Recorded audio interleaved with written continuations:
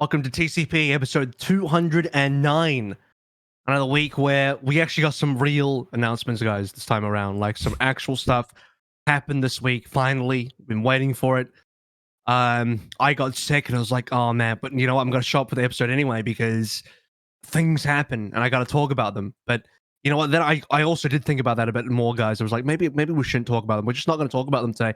Instead, we're going to talk about the new Attack on Titans because that just dropped. Oh man, that was so fun. That was so good. Was it? I haven't seen it yet. Really? Okay, you need to. I already Man, read that. we just hit the ground running. You know, the wheels we hit that landing strip like bam, airplane touching down. We're still moving. The flaps haven't been engaged. We're still moving. I think we might take off again. Nice. That was a good show for sure. I'm desperately Googling where part 2 starts up. What does that mean? Like what did this episode cover? Because like I read ahead, so like I don't know like where this like would it be better for me to tell you where part 1 where season 4 aka final season part 1 page 6 chapter 9 volume 7 I enjoyed that tweet. Like, what is this? What are those naming structures? What's happening here? Like, what's going on? Like, Jesus, I got some weird naming. It'd be better for me to tell you where we ended, quote unquote, last season. I'm trying to run through it. This is Yiska, you're up to that, right? So I'm not spoiling anything for you. No, okay, cover your. If you're not up to this, cover your ears for a little bit. You should. You've had so long, guys. To watch this one. Cover your ears for like the next 10 seconds if you're not up to this, or just like on.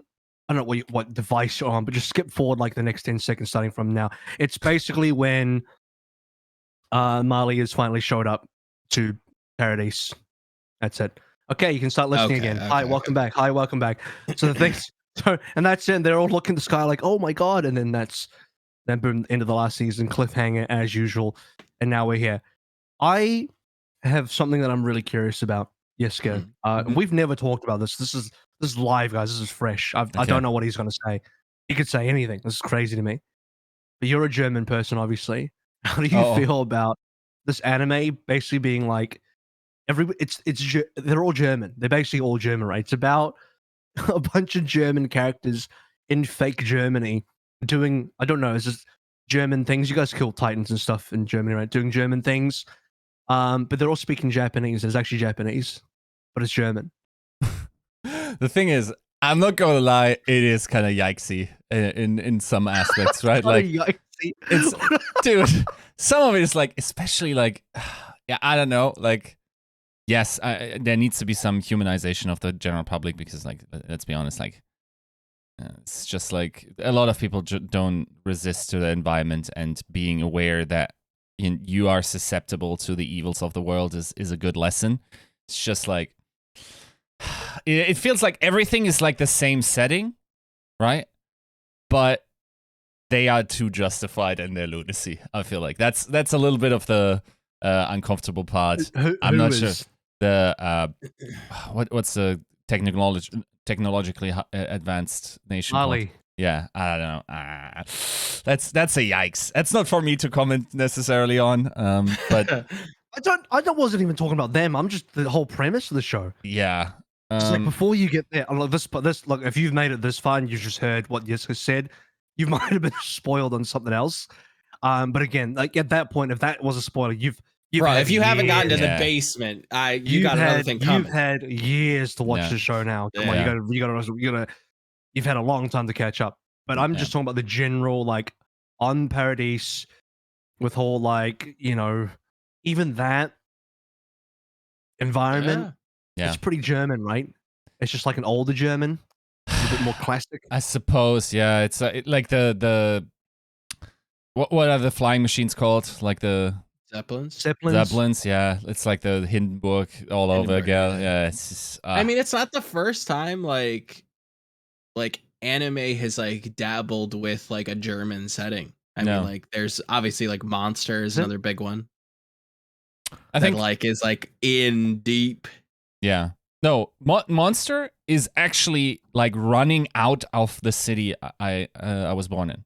Like, oh really? Yeah, it's about Düsseldorf, and you see like this person who wrote this story has to have lived here because he knows like we have like a church roof that's like a little bit like slanted, and that's in the anime there and whatever. So that's definitely adapted. But back to Attack on Titan, I think I felt significantly more comfortable when you didn't know what was happening before, and now it's like kind of weird. I think it's not because of that, but I would have wished for there to be an even more satisfying conclusion, I guess, or like reveal. But at the same time, I would say more so than anything else, there are similarities to Norse mythology and like right, like, and that's maybe even spoiling the anime a little.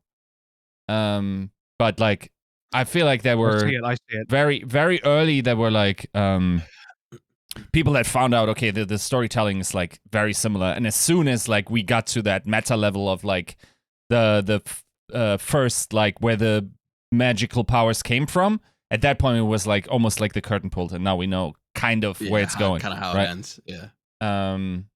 And I found that to be interesting. Yeah, I certainly feel like they could have avoided some symbolism a little more, but yeah. Oh, really? Which symbolism? I think, excuse me, I'm obviously sick, guys, so you're going to hear a little bit of coughing today. Some real coughing, not like the kind of bullshit. But I think I just like wondering from a perspective of like, do you look at the show? I'm like, oh, okay, so that's what Japanese people think Germans are.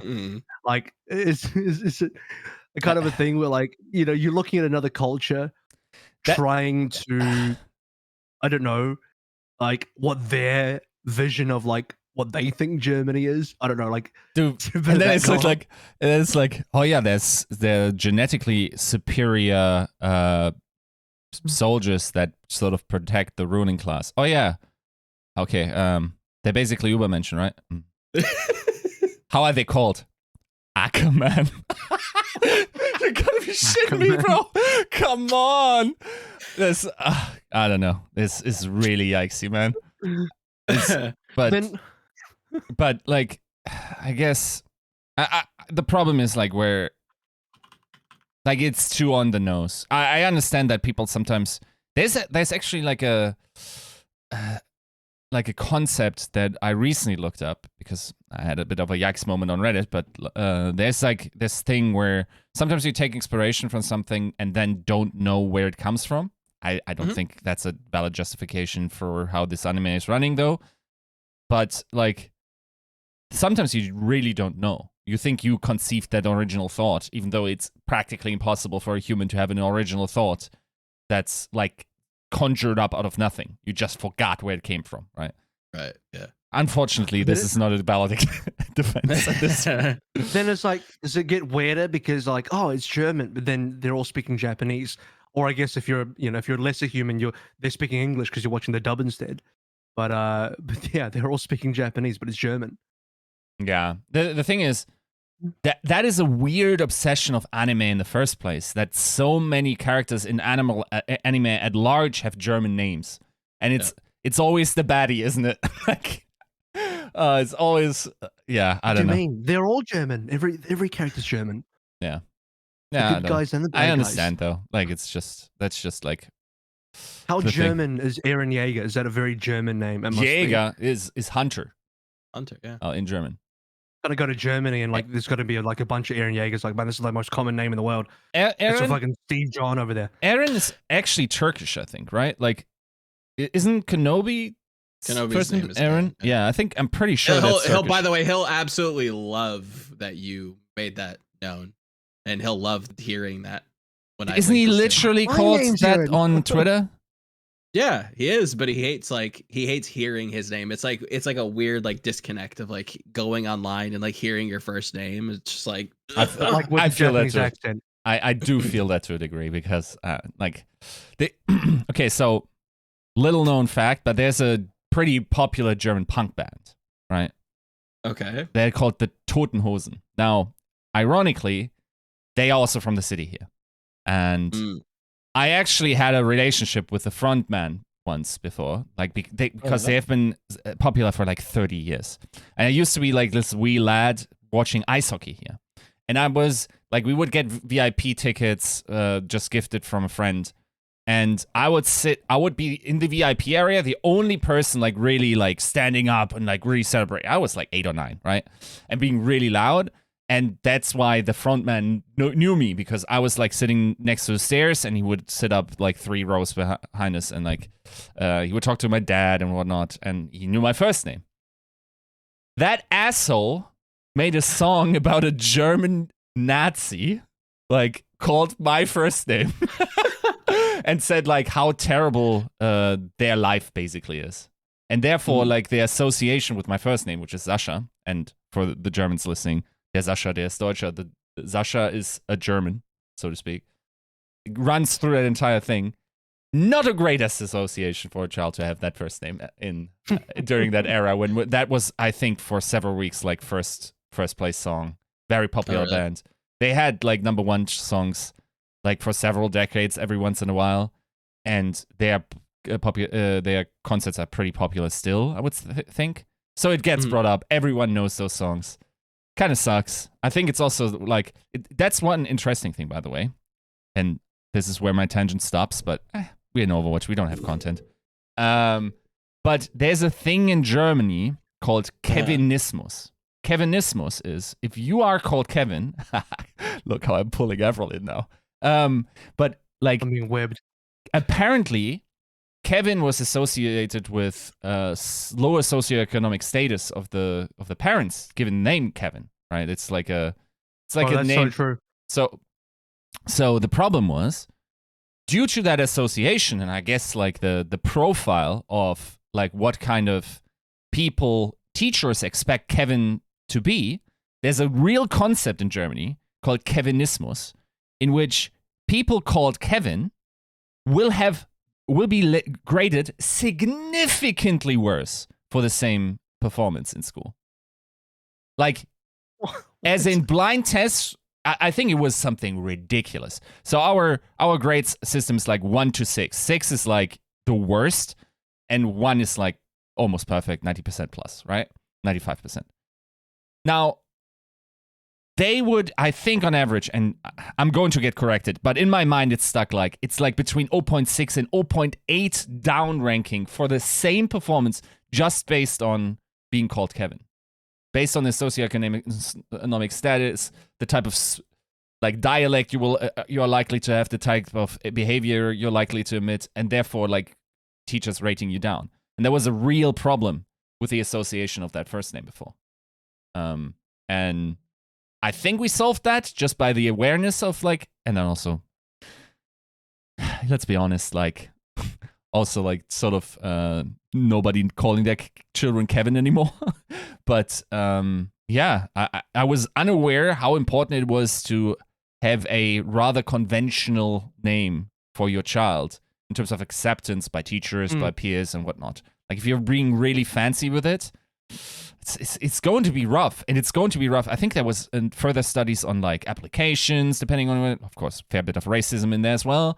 Like that is a problem. You kind of got to think about that. It's fucked up that you need to, but like if you want to give your child a leg up, and that's why like for instance my nephew that was born recently is called a pretty ordinary German name that would be like probably associated with higher socioeconomic status of the parents. And I think that's it is silly that it is that way, but it unfortunately is true. All I'm hearing is that just Germans punching down on Kevins. I'm not having it. I'm not having it today. Had enough of that in my whole life. Yeah. Damn, dude, that got too real. Final thing before we talk about Overwatch, as promised. Have you guys read the manga, or are you anime only? As in, do you know what happens, or you? I quit the manga like five episodes or whatever you call it before the end. I think I saw the tree. 5 episodes before the end. I saw the tree. I saw the spoiler. No, that's technically in the trailer of Oh, okay. This season, Joe. my relationship with Attack on Titan goes as follows. I watched this show as it released for the anime, dropped it after season 2, picked it back up by season 4, had to know the ending, and then read the manga. So yes, I know the ending. You're the worst at this. This man pisses me off in the way he watches popular media. Bro, like that show is ass. No, this motherfucker, like, What? I said it a bunch of times on this podcast, but this man had full-blown discussions about Game of Thrones without having seen a fucking single episode. 100%. I wanted to fit in. I was like, I've seen a couple videos, guys. Like, I can hang. I know things. I can talk about the Game of the Thrones. Hello. Hello, the I thought you were about to say, yeah, then he read all the books. No. But No. I had somebody who synthesized the books to me. Wow. In 30-minute chunks. So you finished the manga though? Yes, I did. I did read the manga. Okay. I know what happens. I have also finished it. Did Is you like it satisfying? The ending? A lot of people didn't like it. It is. I liked it. I thought it was fine. I wanted to end differently. Sure. But that's just me. I'm gonna be careful. I actually don't want to spoil people here. Right. Because like I think it is. I think the journey to the ending is super fucking satisfying.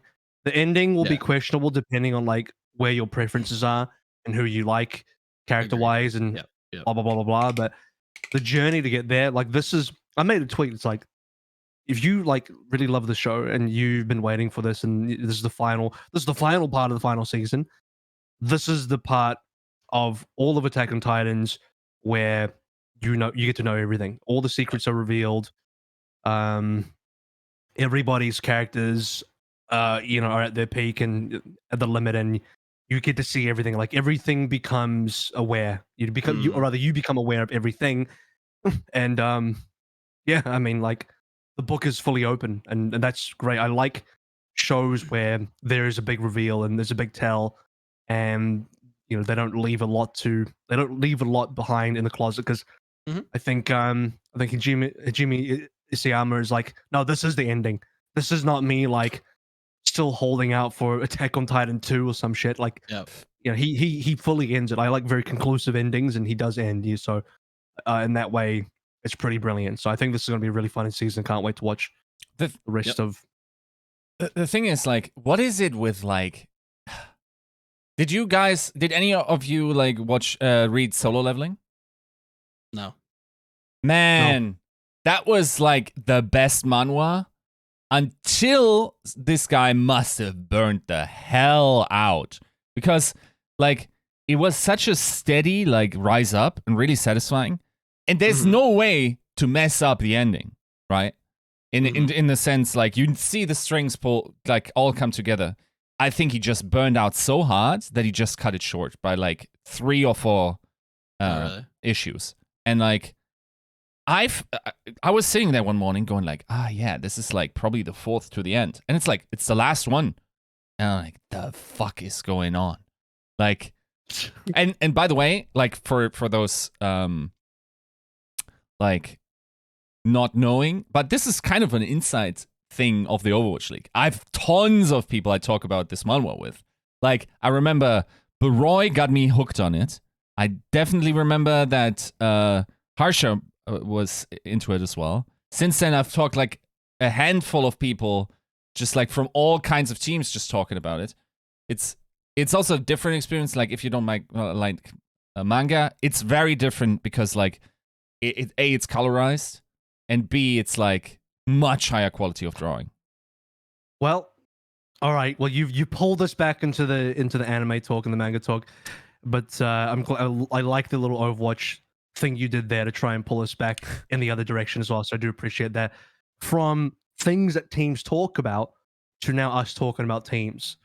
Welcome officially to episode 209, brought to you by Battle Crab, Refine Being, Bronzebot Buhao, Chare, Prophet Picasso, Chris R34444, Kash 67, Lol Shin, Porkchop Sammy, Rick Sane, Volamel Smooth Nuts, and Your Misery.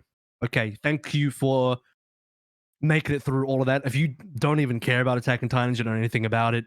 Wow. Hope you enjoyed that, boys. Don't worry. Hope you enjoyed that. That was 20 minutes of I don't know what. Yeah, right. But otherwise, damn. I mean, you got time today. I'm just excited.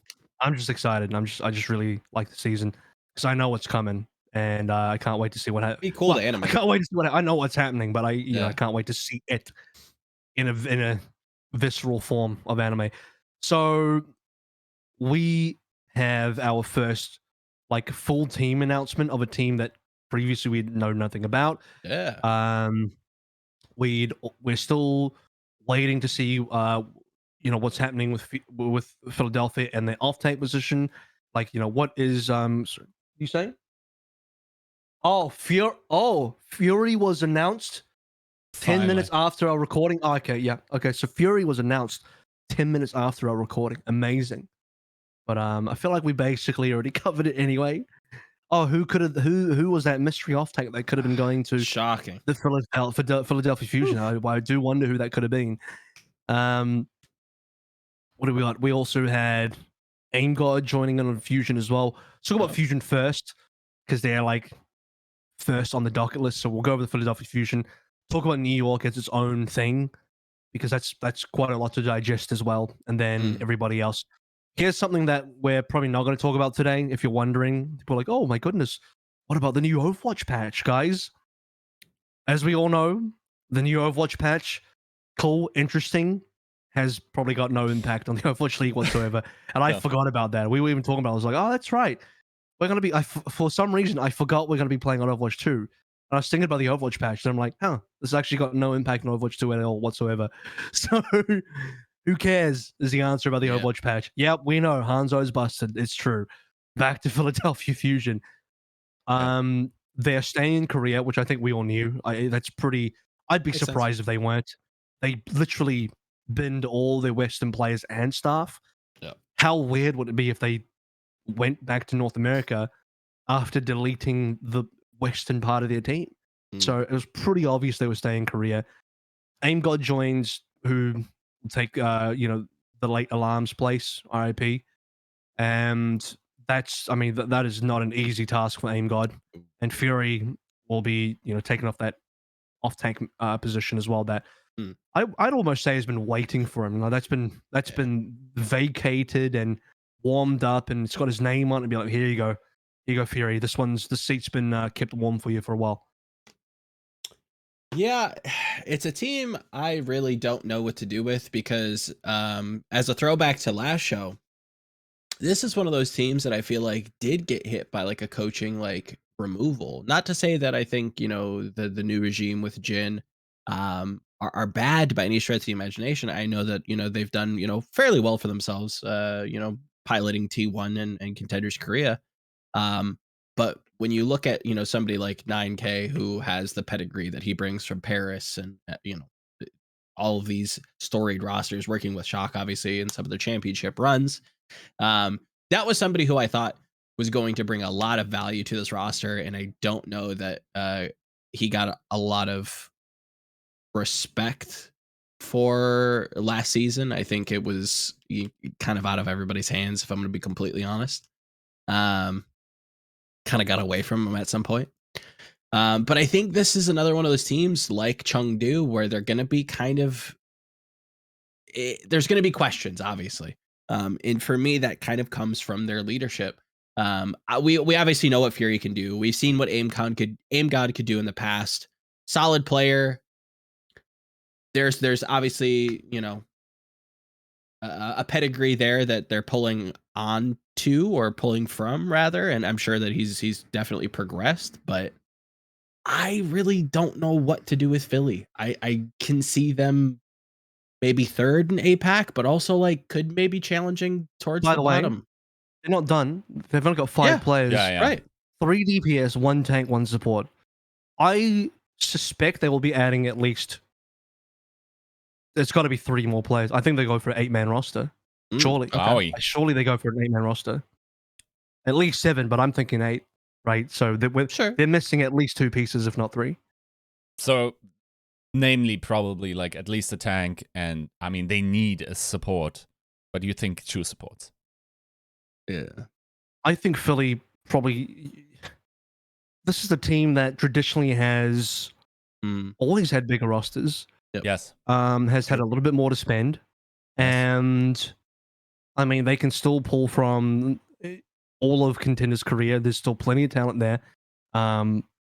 So I suspect that's probably what's going to be happening. They are playing it slow, probably. Well, I don't know why, but if I had to guess, they might be playing it slow because they're waiting for information on Overwatch 2. They're waiting for the ability to get their hands on and play it and figure out what they need and what's working, what's not working. So it's so hard to judge them right now. It's so hard to judge this roster, like, because it's so incomplete. Right. You know, this and the US roster, both rosters feel so incomplete. So DPS, okay, they're not getting. I don't think they'll get another DPS. I do not think so, unless they play the game. They play the game. They're like, wow, we're missing something big here, guys. Which I don't think is going to happen. They're probably just going to stick with M3's Carpe, right? Fury Aimgod. And Fury should still be ridiculous in Overwatch 2. Aimgod is interesting to me because I think he's a player that is on one hand deserving of another shot because he always showed some decent promise, but at the same time, he's also one of the older players and he's been around for a while, and I feel like he is a known quantity. Like, I don't know how much more there is to unlock with Aimgod. I feel like you know what you're getting with this guy. And he's, even when I was casting him in Contenders, he was good. He's definitely good enough to deserve another shot. I don't know if he's like, you know, this is an unfair kind of comparison, but he's not going to be Alarm. No. And unfortunately, everyone is going to compare him to Alarm because he's in that position, and it's a totally 100% unfair comparison because you're taking I don't even know what the right word, taking in, it doesn't feel like the right thing to say, but like you're coming into a position that was filled by another player that, had he not passed, he would have been playing, and he was one of the best players as well. So it is such a hard position to be in, and such gigantic shoes to fill. Arguably, and it doesn't. I don't even think we've really finished processing the morning of Alarm either. So it's still an ongoing thing. So all in all, it is just a tough situation. Arguably, also top 3 Overwatch talent of all time. That he's easily trying to step into the position of. Yep. Also, when you hear coaches talk about Alarm, not to completely like derail, but like that kid could do anything he put his mind to. Yeah. And it seemed like it was for the brief time we got to celebrate him and his achievements. You could start to see that a little bit. Definitely somebody who would have aged beautifully with this game, if not obviously for a person gone too soon, let's say. So yeah. And okay. Okay. I believe in the growth of players as people as well. But from the season 1 stuff that we know of Aimgod, he also needs to have grown significantly as a person in order to step into those shoes. Like that's unfortunately also something that I'm considering there. That like you also have to be part of the fabric of this team. And as always, and as it's always the case with highly skilled players, maybe not too known among the public, but a lot of very good players are not the most easy people to play with. And you can't be like the one that makes it worse. You got to be part of the solution in that position, right? And that is another thing that I'm looking at. And I like, once again, like we've said it many times on this podcast. The quote from Arnold holds true. Like, sometimes it's just like keeping your shit together until you can win a championship over the season, right? Like, sometimes it is really hard to keep the atmosphere in the team positive and productive, and it doesn't need to be all like rainbow farts and roses. That is actually probably counterproductive, because like the only teams where I've heard nothing but like hyper like productivity from is as all collective OBS size. No, but is teams that suck. Usually the teams that get along the best are those that have given up and know they are going to lose every single match. Then there's nothing to fight for. If there is something to fight for, you will have disagreements. You will have highly skilled people who are disagreeable. That's how they got there. And you will have fights. That's healthy. Now, the quality of fights or the tonality of fights can be very different. There's productive fights and there's destructive fights. And you got to be part of Team Productive, right? Mm-hmm. Yep. I think season 1 was a bit of a shit show for a lot of reasons. Right. Teams are kind of figuring stuff out. They don't know what works yet. You have plenty of people being hired in that not at all experienced. I mean, we all know the quality of coaching from season 1 to now is improved astronomically. Mm-hmm. People just didn't know what they were doing in season 1. You know, you got people who, you know, have never been really outside of Korea before. If they're a pro Korean player, now they're suddenly in the West and LA. It's just like a totally different experience. And one of the teams we know that had major internal issues was Boston, where Aimgod was.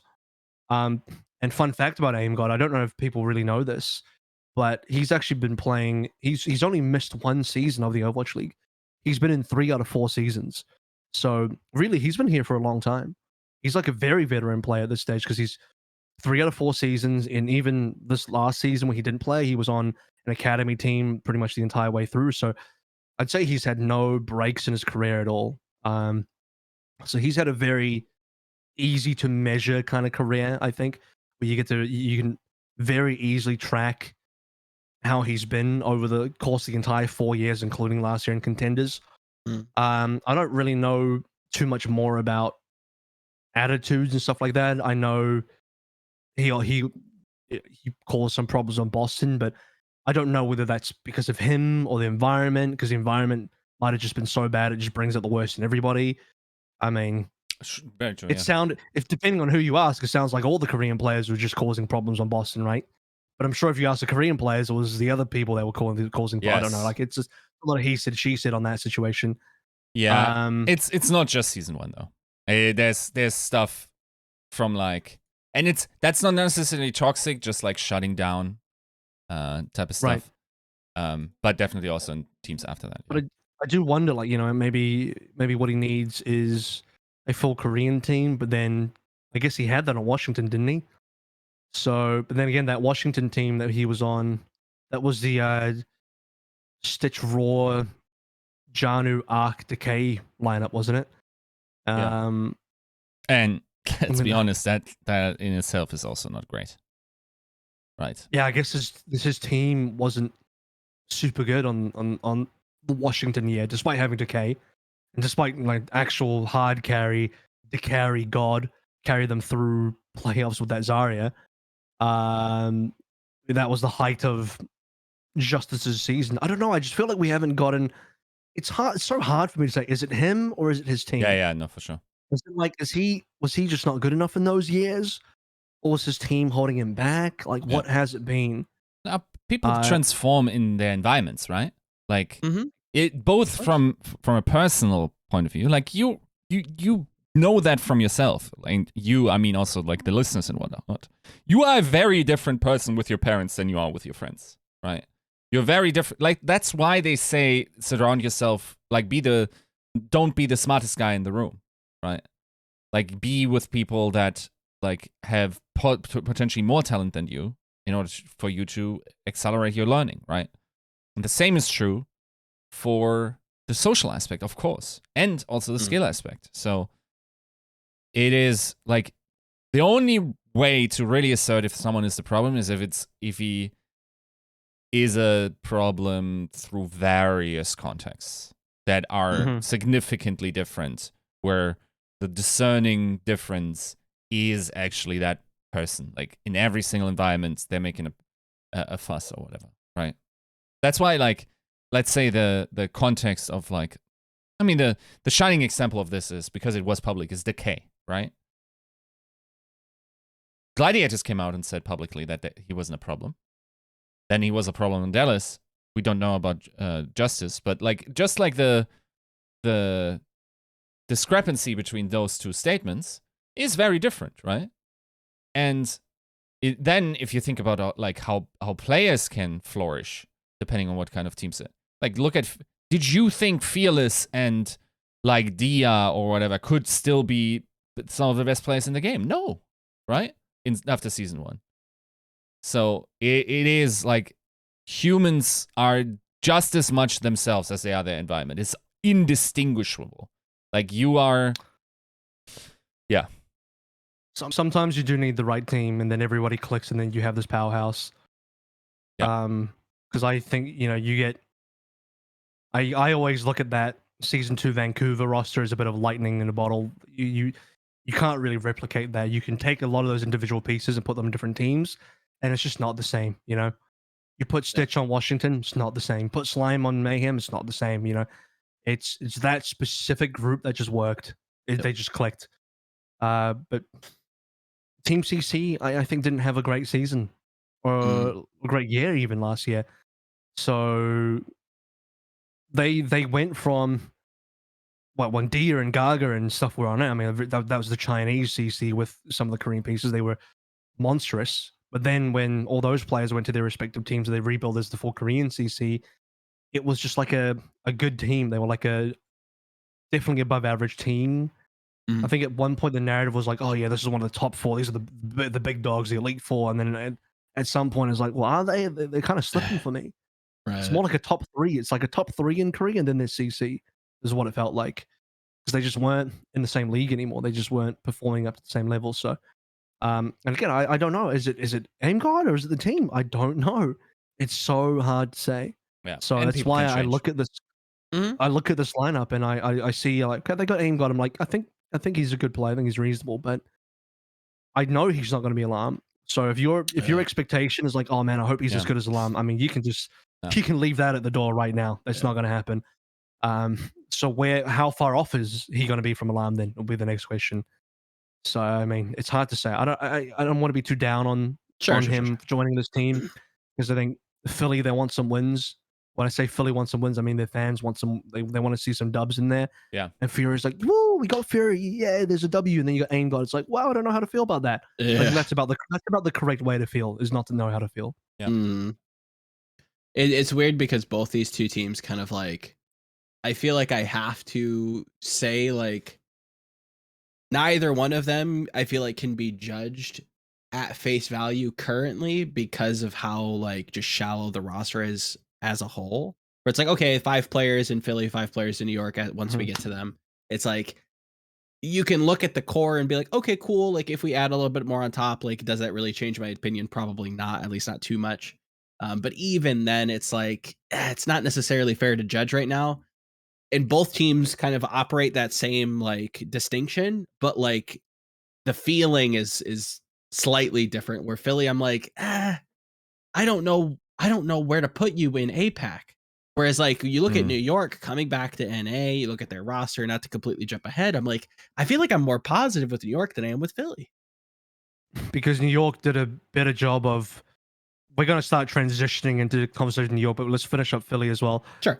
I feel like New York did a better job of headhunting specific, like known quantity good talent, whereas Philly has kind of, they're banking on a couple of rookie pickups. Yeah. I'm like, okay, well, MN3 is, I'm not going to lie to you, one of the best possible DPS rookie pickups you can get. Like, yeah, I think a lot of Philly fans still underrate this guy. Like, oh no, he's a rookie. It's like, yeah, right behind fucking Proper.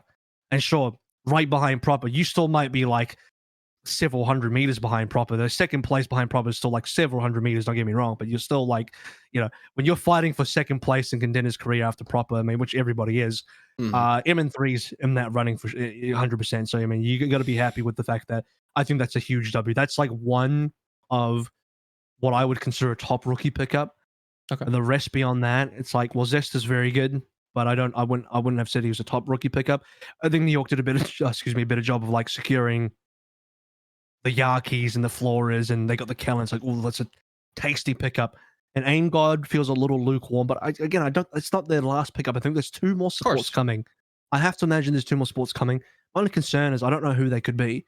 Right. Because although I say they have full access to Contenders career, which they do, but most of like the top rookie pickups are kind of gone. So you're left with a lot of, not question mark picks, but you're left with a lot of like, they're more gambles, right? potential gambles, or you better know how to coach the fuck out of these players because they didn't have a great go on their teams. Like you'd have to be. I mean, I'm looking at guys like Quazid, who I think have a lot of potential. It's Quazid 18, 20 actually. Quazid is someone who's been on Gen G for a while. I felt like had decent potential. There's a flex support, but this is going to have to be one of those like diamond in the rough type players where like, yeah, well, he's been held back by his team, and on a good team, he'll start to be really, really good. And maybe Team Diamond is that diamond in the rough team, you know, pun intended, GC Busan, yeah, because you got Guriga and Becky going to their respective teams. And then you got 4 players left, which I think if you're going to pick another one, it's probably going to be Quazid. But what I would like to have seen Philly do is go a little bit harder for guys like Vigilante, for example. So I think, initially, I think ages ago, when we were looking at who Philly could get, I was like, dude, I think Proper could go to this team very easily. Sure, yeah. And I probably, purposely and also accidentally embedded that seed of hopium in Philly fans only to see it crushed. Right. Which, both works for me. Either they get the play and that's great, or they don't, and that's also great. The problem there was they were never going to pick up the amount of O2 players that apparently the O2 players favored, right? But wanting to stick together to sort of... They had a fresh... Well, the problem is you have T1, right? That you want to recruit from. You want to have MN3. But that's Philly's problem. Philly wanted to recruit from T1. They started the season with Carpe, Alarm. That's it. Nothing else. Yeah. So they had a pretty clean slate. They didn't have... I understand why they went with T1. I understand it's a good, easy transition. Jin's worked with everybody there. He knows what he's getting.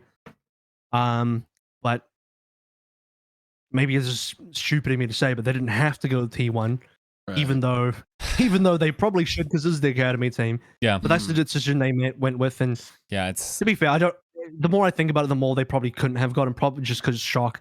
I mean, Chris Chung was like, he was literally at the finals, rubbing shoulders with the O2 players and O2 boss. He was in there early. Him and Violet were at the finals early. They sunk their claws into the O2 players so fast, like no one else had a chance. And that sometimes makes the difference. Not gonna lie, there are players that based on it made the difference. I'm literally saying it made and that's the difference across the league, dude. Like some of those teams didn't get the player, even though he kind of almost shook the hand and then went okay, so when can I meet coach? Oh yeah, he doesn't really want to meet you in real life at the moment. It's not necessary, right? Guess you're not getting that player then, and now you're screwed. Your season is fucked. It's like when we talked to Albert, and he's like, "Yeah, it's hard to compete with Chris because he can just show up at the Contenders Career Finals, and just high five Proper, like, hey, you want to join?" Like it's just like that, hard to compete with that. So no, for sure. And some of those coaches are really on the ball. Like I think, for instance, Krusty and Brad are known for going into Contenders and building relationships early with these players, right? Sort of giving them perspective, something to work forward to and stuff, and therefore just securing talent, high quality talent, right? And that's why I don't fault Philly for going the T1 route, because let's be honest, MN3 is definitely worse talent than Proper, I would say, just by expectation. Sure. But everyone is, but you are never going to get your investment for MN3 at an effective cost back if you don't use them yourself. It's just not going to happen.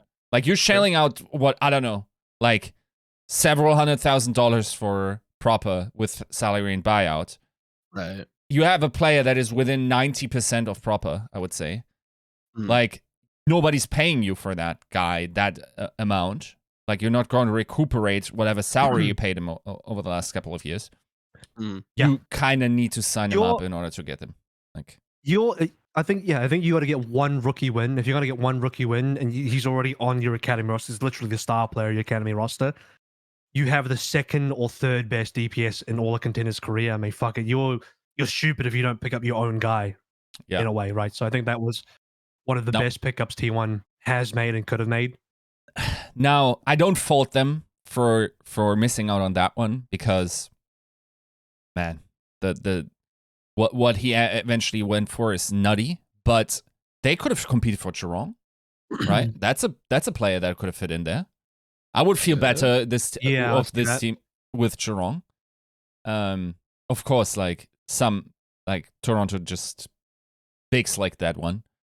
But yeah, that's the type of move that you would usually expect of Philly, and it didn't happen this time. And that's why you just can't have them as a title contender this year. No. Not yet. I mean, well, maybe not at all, because again, we don't know what the rest of the roster looks like, but I don't see it improving. Yeah. I mean, there are not bombshells left, right? Unless you literally go to Toronto and go like, oh yeah, we kind of want to buy your dude. Can we do that? Like, yeah, there's not bombshells left. Yeah. Yeah, and you're not going to get a player from another team. What I mean is there how many amazing veterans are left in the field as well? It's just like the only way that works really. is you just have to hit gambles. You have to hit snake eyes on some gambles, and they just have to work out like flawlessly. And that's not something you can kind of like quantify right now. You got to find a skewed. You got to find another skewed. Yeah. You got to do. You do. Someone that everybody is passed on. Everybody has slept on. No one's talking. I'm not even talking about them. Yeah. That's who you got to get. Yeah. One final question for you, AVRL. I love hearing about MN3 and Zest. I've heard a number of good things, you know, obviously mostly from you being the expert from that region. Let me hit you with this. Is Carpe perma benched? I did not like him last season. I don't think this kid plays. I think it's a meta dependent question, because I think that's already saying something, though, is it not? I'm saying that he would, in my eyes, he's behind him in 3. Right. In my eyes. And I think that's going to be like such a big shift for Philly fans. But that doesn't mean he's benched. I think the most likely situation is both playing. If it's not a projectile meta, you're going to see MN3 Carpe. That's the default DPS lineup. But if you are going to see projectile, I think MN3 probably plays over Carpe, unless from a coaching staff perspective, or maybe Carpe has a lot of weight to throw around and he has a lot to say in this, and he's like, no, you can't bench me, and then they just have to play him, you know? Yeah. Let me put it this. I think MN3 should play over Carpe if it's a choice between those two. That's what I think should happen. But depending on how your team environment works, that might not happen, and the team may still put Carpe forward just because he's Carpe. Now, I think what we gotta consider, like, and that's an aspect that I hear often in esports. It's like the former world-class players, and to be fair, mostly in games where the meta doesn't change as often, but the reason they fall off is because they don't have the same drive anymore. They don't enjoy the game to the same degree. They have other goals in life, whatnot. The best way to revive someone's willingness to reinvest and buy in and start grinding and foster that passion is to have a new game, like the entirely new experience, and one where the DPS is the one that is now dominating the game. Because I think a lot of DPS players in the past felt like, and I can't fault them for that, I think they're right. Tanks and supports win championships, right? Like, and now that we probably can foresee that not being the case, and the DPS actually being like the superstars actually effectively, it's a different thing. Like, how are you perceived? That's a good thing for the players, like for their mental and for their like own value. And of course, like the most skilled players arguably in the game are on the DPS role. But to also feel it in the game that you have the most impact can revive your passion, I think. And that's maybe something where we could say a renaissance of Carpe.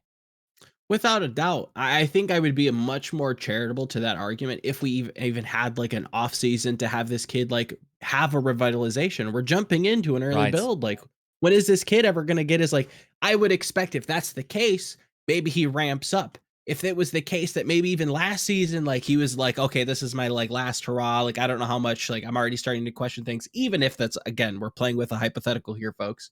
You know, that last season from him it just wasn't good. You put him on a tracer that everybody around him, even like, especially early on, was like, oh yeah, he can play tracer. Like Carpe can play anything. He was touted to be this superstar kind of hyper carry DPS player that, I'm sorry, he just never simply lived up to be. He had his moments, without a doubt. He's a very magical type of DPS, but the consistency just is not there and has not been there throughout his career. I've gone to bat for him a lot, but that last season was dreadful. He's not close to being number one on any of his heroes. Not even close. Not even close. And it sucks because haven't been for years, by the way. No, so. not at all. Not at all. And it sucks because you want to root for him. Like, he deserves it. Like, he's been around for so long. He does have those moments where it's like, man, Carpe, there's something there. He's special. But like, I don't know what needs to happen for him to kind of level up or just unlock this consistency. Maybe it's playing behind two like star rookies and being kind of that third man. It's possible. I don't know. You're now doing that. it's weird, I think, for Philly fans to hear, but I think you're in better hands now with MN3 and Zest and possibly a fourth DPS if Carpe is just like not cutting it anymore. Right, if they get a full DPS and he's gone. He's gone. Like, I don't think they will get a full DPS. I don't think they will. If they do, it'll be like mid-season, and then it's like a white flag. It's like, yeah, he's not playing, folks. Like, we got to get somebody else in. But yeah, it feels like what? It feels like, just like with the narrative around MN3 and hearing, you guys talk about him, it's like these are your starting 2 DPS. And like, that is a regime change for the Philadelphia Fusion going into this new game. It's not the Carpe show anymore. It's not Carpe and friends. This is a new team. Yeah, I don't think that's. I'm not getting the eulogy out for Carpe. We're not putting the dirt on top of the coffin just yet. I think there's still a space for him to play for sure. He's not going to be a permanent bench this year.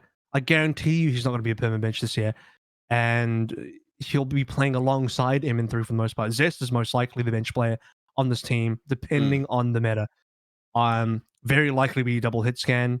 Even if it's not double hit scan, MN3 can still a little bit of flexing, even though I would say he's mostly known for the hit scans himself.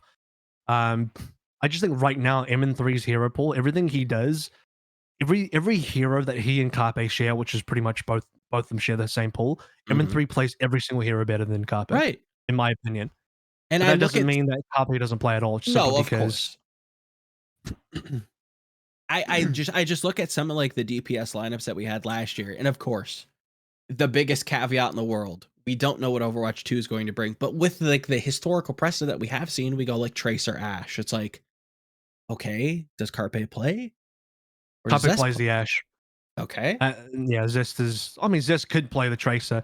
Actually, this is the problem, because Zest could play the Tracer and then MN3 plays the Ashe, and then I can start to see where you're going with that. Or you go Tracer more into the flex role, where it's like, okay, the flex player needs to play the Tracer. It's like, okay. That is standard. That'd be normal, actually. I'm starting, the more that I look at it, the more I'm like, I don't know where Carpe fits. It's getting tight. He's got to compete for it, which if this is what it takes to kind of get the fire under him and like make him level up, then I'm here for it. We've seen what this kid can do. Yeah. We've seen the magic. We've seen him clutch out a number of scenarios. But then there's just those dead moments where it's like, I don't feel like Carpe's playing this game. Yeah. I will say last year was not great for hit scan, so I'll throw that bone. Sure. But then I look at his Tracer though, and I'm like, where was it? Yeah. There was nothing there. No, you couldn't. It was rough. Yeah. I get Philly was it was a dumpster there. I'll throw him another bone. Yeah, throw him another bone. I got a lot of bones. I got a lot of bones for this fish today. Tracer's not really in the hit scan pool anymore. No, it's not. So it technically speaking, it shouldn't be one of his heroes. It should have been EQO's hero. That would have been. I'm a little bit more disappointed that the other DPS on Philly's team couldn't pick up the Tracer. True. Like it shouldn't have been Carpe's responsibility, in my opinion. If I'm going to be like really, nitpicky about who's supposed to play what, but sure, but I'm splitting hairs. The thing is, like, you could absolutely just specialize on Tracer. I think last year, like Tracer was played so much, and like you would expect, like Carpe, one of his signature heroes was Tracer, like from season 1 onward, right? He just fell behind, like you don't see, like in season 1 he was legitimately like next to Prophet and Striker, like one of the better Tracers in the league, right? He's far away now, and yes, like the sort of hero pools has like sort of switched to the Tracer players being more the flex DPS now. But, like, that's not always the case, right? No. Like, Striker is in the flex CPS. True. So, like, he should be able... And if your team has a shortage of, like, elite traces, you should be told to step up. Maybe that's not on him. Maybe that's the coaches. But sure. I don't know. I haven't seen Carpe like being on the level of like the Flatters, the Lips, the Profits, the Strikers, the Leaves in a hot minute, dude. Yeah. Agreed. Potential's there, but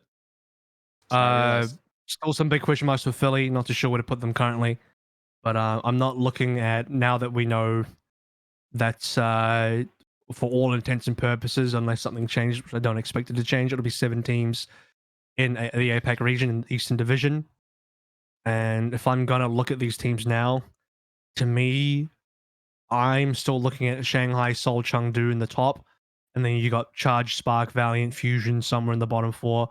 Fusion would like to be the best team. They would like to be number 4, as in like 4th place in APAC after Chengdu, even though I think Yiska's a bit of a hater and thinks Chengdu will be last or some shit, but throwback to last episode. No. Not anymore. Not anymore. Yeah, exactly. So you've seen the light. You've seen the light. I mean, I've seen a space that just has been created on that DPS slot that announces. So I think Guangzhou, Spark, Fusion, and Valiant, they could be competitive. And if anything, this looks better for the Valiant because if Fusion don't massively improve their roster, like you suddenly have another team that is within striking distance of the Valiant. So Valiant could suddenly go from 7th to as high as 4th. I don't think Valiant breach 3rd. I don't think they get to 3rd. That's tough. They can go as high as 4th, which is an insane improvement.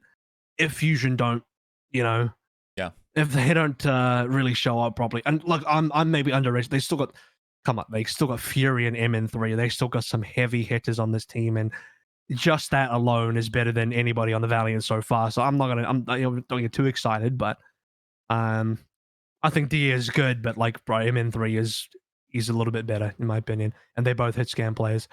So it's not all doom and gloom for Valiant, not for Fusion rather, but Valiant are hungry and they want to come for some teams, so everyone's going to show up. Let's go and head towards, speaking of a team that is going to show up, they've actually disappeared. Let's talk about New York now. They've gone and exited the APAC region, and they've gone back to New York, which part of me is surprised by, and part of me is not surprised by at all. Because New York are probably one of the few NA franchises, or am I allowed to call them an import team in terms of like they're not meant to be an APAC team, they just kind of were an APAC. Who don't have a lot of infrastructure within Korea or APAC overall, right? You have the base APAC teams like Chengdu, Charge, Spark, and Dragons, who all have facilities there. So obviously Fusion, they have T1, right? They have this huge building in Gangnam. Fusion played out of there all of last season. Everybody went there. They have all this infrastructure and facility built in Korea.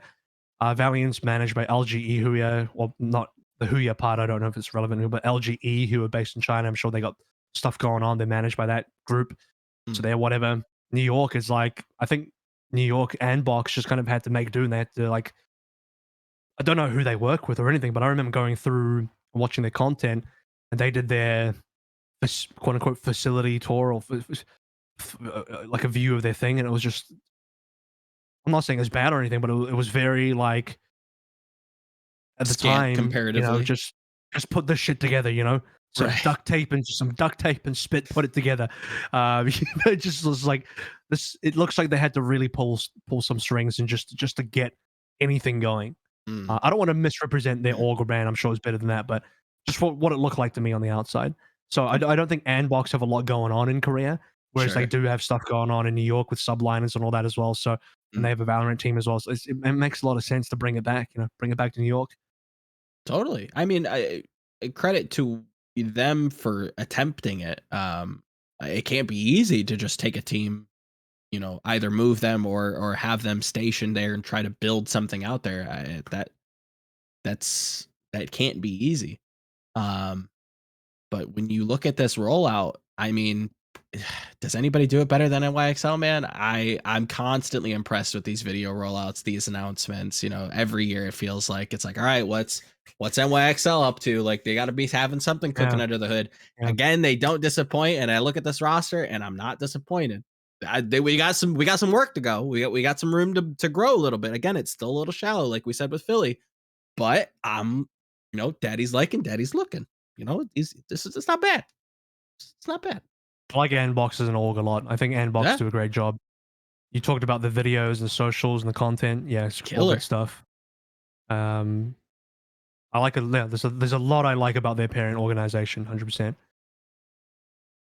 Yeah, no, for sure. I don't know. Like the way they handled things has always like been pretty top notch. Mm-hmm. Like it is at every step of communicating with that organization, you kind of feel it. They're very quality focused. That just shines through. Like if you guys like that's the impression I got from people attending their homestands in the past. That is the impression I am getting when I'm communicating with their PR people, like with their team manager, who's a great minion. I don't know, like all of those guys are just like so smart about things. It's always like well thought out, even if you don't see it. Like I always bring up this example where like the community heavily criticized them for the tri-state area idea, and then they actually had a pretty sound reasoning behind it, and the team wasn't actually that bad. Yes, they definitely dropped in quality after that, but like there's a plan, there's a salient solution there. Even though I will say sometimes I guess like their idealism gets in the way of like catching the wavelength of the community. Okay, so the XL2 stuff is one example, but also like the late roster announcements is sort of like, I think at least from the vocal minority is not that well appreciated in terms of the timing. Everyone like that's the problem. Quality stuff needs quality time, and I mean their roster announcement video was pretty sweet. Let's not lie, like. A lot of effort put in that for 100%. Like that took money, that took effort, that took a team of people to put together outside of like player footage, player face announcement. Yeah. And this was like a whole ordeal to put through. Like, yeah, I think that requires some time, folks. Now, I'm wondering, Eric, can you look up, because like this is always like, of course, the eternal like competition in terms of like how many views do you get for those? But can you look up like how many views they got on YouTube for that rollout? Because I think it's not inexpensive to produce. They had some pretty sick graphics in there, and it's also in the deepest off season. The timing could not be worse, I think, in terms of like audience activation. Let me see, what was it? 19,000 views. Should have way more. I feel like it needs another 0 at the end of that, at least. I mean, the problem is that it's really hard to get that in Overwatch anymore. Right? Yeah. And especially especially Overwatch League, like we're not even just talking about the league anymore, just Overwatch straight up. Yeah. So, yeah, I mean. Yeah. Now, compare that to like a video of like G2 announcing, I don't know, some CS player or something, or some. Yeah, it's not close. Like maybe do Eric, just go like G2 esports on YouTube. Let's see, and then let's see like a roster announcement video. Just go to videos. Is there anyone? Welcome, I see there. Welcome, yeah, Monessi. Pull that up. How much is it? I mean, that's not as high produced, right? Yeah. What's the view count? I can't. Can you pull it up slightly? 280? Is that 280? 260. Okay. 260. So 260 for like a roster announcement of a guy that isn't too terribly popular, even though, yeah, I guess he's like a new up and coming player in a game that should be comparative in size but isn't anymore. I mean, you're also looking at like a bigger brand as well. Like, yeah. I mean, how many subscribers does G2 have on the YouTube page? Yeah, sure. Like 634,000. Yeah, but it's like, yes, G2 of course is a way bigger org, and they're way better at marketing than just about everyone. Yeah. But we're not within a magnitude, dude. No. One day we'll get there. We will get there sooner or later. It sounds like some hardcore hopium that I just put out there. Anyway, let's talk about the actual roster. Yes. So, we had only Flora for the longest time. New York was a one-man show, just Flora. Even lost Jonak. Didn't think that would ever happen, but it has. Yeah. So Carpe is now officially the longest-serving player on a single team on any team. We had Yaki and Kellen rumored. I believe we had Myeongbong rumored. Did we ever have Gangnam Jin rumored? No, that caught me off guard for sure. No, I think it was leaked. Oh, was it? No, yeah. That's the thing. Is like I feel like somewhere I did hear it being leaked. Oh, okay. But it also did caught me off, catch me off guard as well, Joe. Because I'm like, oh, wait a minute, Gangnam Jin. Yeah. But then I'm like, oh, that actually makes a lot of sense. Yeah. According to makes a lot of sense for maybe who the coach could be as well. Yeah. Just leaving that one. Ooh, yeah. I wonder who the coach could be. I mean, yeah. Wow. Yep. It's me. We still have room for definitely a tank. I think they need another DPS. Yeah, I think they need a DPS. I think here's an interesting discussion. Something that was brought up before we started recording, but is good to readdress now, is that how big should this roster be? Because it's going to be hard for them to reinforce their roster mid-season. Sure. As we saw with other 4 Korean teams in NA, if you were having roster problems, let's use Dallas example because they're the clear example. They were trying to get Pine in for like what felt like the entire season. Yeah. And it took them forever. Not their fault, just how immigration works. Took them forever to get Pine in. And then when he did get in, they didn't end up playing him because a couple of reasons. A, hit scan, not meta. B, he joined the team so late, he just didn't have time to gel with the team and play with the team, and you're not going to put in a new player for playoffs, the most important part of your season. So it's like, yeah, a poor guy just never got to play at all. So if you were the NYXL, how are you're gonna run into probably similar issues this year if you need to reinforce? So that says to me, the roster they get needs to be solid from the get-go, because if they have any issues and they need to get new players, it's going to be too fucking hard. That means I would like to see them pick up, I would say 8 players would be my standard for this team. Anything less, they're probably in trouble.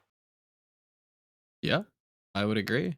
I think that's like the right line of reasoning that this team has to come kind of prepared for. And I think there are some, alluded to it earlier. I think there are some like notable players that I feel like kind of fit in. You're looking at maybe a main support. Hey, maybe there's a teammate of some of these guys that might be looking for, a gig. Maybe there's just like an all right role player hit scan that like has worked with these players before. Maybe has worked with the coach. Maybe we grab them. There are some obvious ones. There are obviously some gambles they can take from British Korea that I think would plug in very nicely. I think this core is exciting. I look at Gangnam Jin like a little mini Twilight. Like I hear coaches from back in the day talking about like, I don't know why you guys don't rate Florida higher. Gangnam Jin is a fucking animal. Like this kid makes plays compared to like nobody's doing the things that he's doing. He's impacting the game, far surpassing anybody else. And you see this repeatedly. This kid is a like playmaker in a position that, yeah, you can shoot a volley as Zen. You can do this. You can hit a sick nade. You can hit a sick sleep. But are you doing it consistently? Is your team kind of backing you to like try to have you do that? That's not something that everybody's willing to do. That's something that you're seeing consistently with Gangnam Jin. That's what I'm kind of hoping that they continue doing. Yeonbong, obviously, a stud. They're like the same player, aren't they? Both Anna players. And oh shit, they're both Anna players. Who's gonna play Anna? Sure. They're gonna have to do a paintball 1v1 before every game to decide who plays. But if you look at the narrative of those guys, like they are like tier 1.5 flex supports in teams that didn't do terribly well. Yeah. And everyone still understands they're really good at their role. But at the same time, you don't hear much of them like as like characters or whatever. They just show up and do their job. Like I feel like in my mind where they are, in which box, unfair Yiska box they are in. Yeah. They're in the same box. They're like 1A, 1B. But okay. See, I can understand with Gangnam Jin, but Myeonbong I feel like gets like this crazy, like he's like kind of like rated accurately, but like also not at the same time, because I feel like his standout season, he was kind of just over like shadowed by Jerry, just like doing cute things. Like every time, like hardcores of the podcast, you'll know this. You've listened to me rant about this. Some of you I've converted to this church. Like this kid was robbed a number of MVPs, a number of just like standout performances were overshadowed by like Jerry doing like funny thing number, 27 and a half. That people kind of lash on to and like, oh, Jerry fell off the map again. Isn't that so funny? While Bug's like hard carrying for Boston. Like this kid is great. I think they are very good. They kind of operate in the same class. I would agree with that. But they're, in my head, they're a little bit different in how they do that. I think Bug's a little bit more safer. He's a little bit more reserved. I think Gangnam Jin is like that aggressive Lee Jae-gon, like is going to go in there and he's going to make that play and he's going to win you the game, or he's going to feed. Like I'm also they operate like on this at like a polar opposite level, I feel like. I'm gonna say something about Myeongbong. I think there's a level to him that is a bit overrated. So that's 2 overrated players on New York, including Yaki. No, but I think Yaki is a good player. But I just wanted to bring that up again. And the thing about Myeongbong is, am I weird? Is it weird for me to say that he peaked in his rookie year and he hasn't looked as good since that year? Oh, for sure. To be fair, he's only played 2 years, but I mean, his 2020 rookie year was like, boom, here's Myeongbong on the scene, slapping his schlong on the table, and it's like, damn, this guy kind of good. Hug kind of swindled everybody by stealing him from O2. He just sniped an O2 player from out of nowhere. Like, Jesus Christ, Hug, you monster. But since then, I mean, Myeongbong wasn't better this year. I would argue Myeongbong was maybe worse this year than 2020. Sure. Yeah. So everybody looks at Myeongbong through this 2020 lens, ignoring that this year he fell off a bit. Yeah, in my opinion. So fair. Yeah. In that way, I think he's a little bit overrated simply because of that. Because people are literally rating him off his 2020 performance and not his 2021 performance. Therefore, they have overrated him by definition. Agreed. Yeah. 100%. Possible. Yeah. But that's the kind of beauty of having those 2, flex supports, and God forbid you have a double flex support meta. You have 2 like solid players at worst, right? Like, yeah, are they going to be world beaters? Maybe not. But I look at the color, let's say, of this team, and I look at like what Yaki's past performances have been, especially on Florida. Big playmaker, definitely is going in there, duping people that cause me aneurysms ad nauseum. And I look at Gangnam Jin again alongside him, working with him in the past. I can't speak on Kellen, but I feel like maybe somebody who's a little bit aggressively minded. Would that be a fair assessment? I think Kellen's a playmaker. He reminds me. I remember I'm about to say something where people might get triggered. In the sense of, like, I was about to say, man, he reminds me of a Mag. But people who only saw Mag in Overwatch League was like, well, that's pretty fucking bad. That's bad. Like no, Mag when he was like pounding in contenders. So when Mag left contenders, Kellen was like, he filled the fucking gap. He filled those shoes comfortably. I'm like, holy crap, this guy is like the new Mag. Right. Which in a contender's career context is like a big compliment.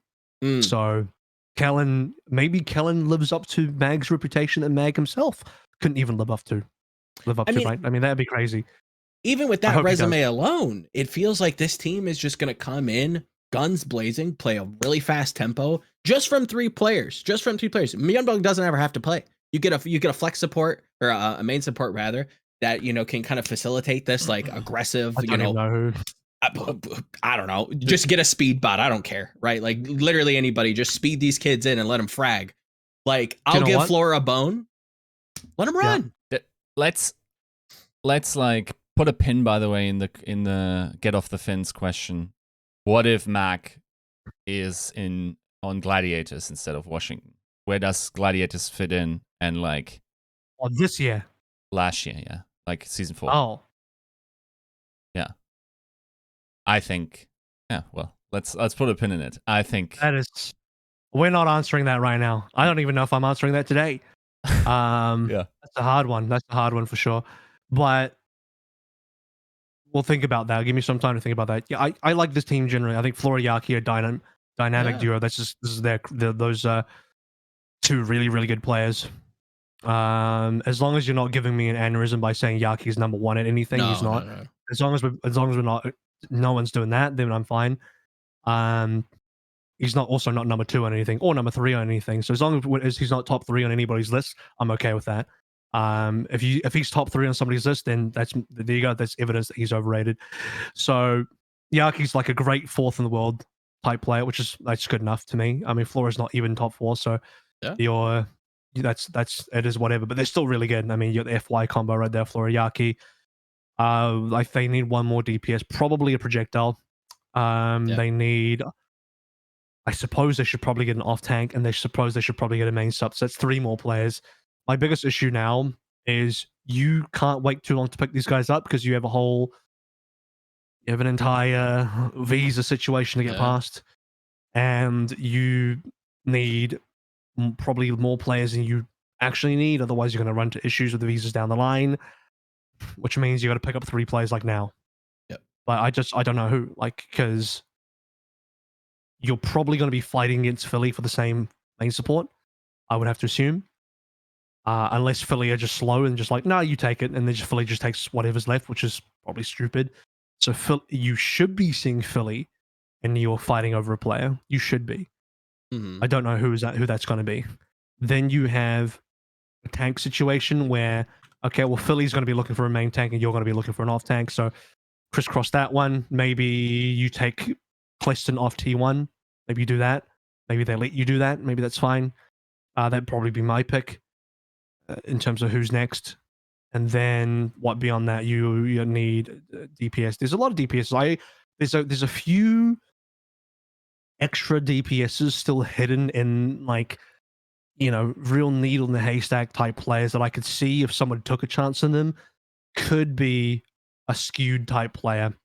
And he's so well hidden that I've said his name twice now. His name is actually hidden.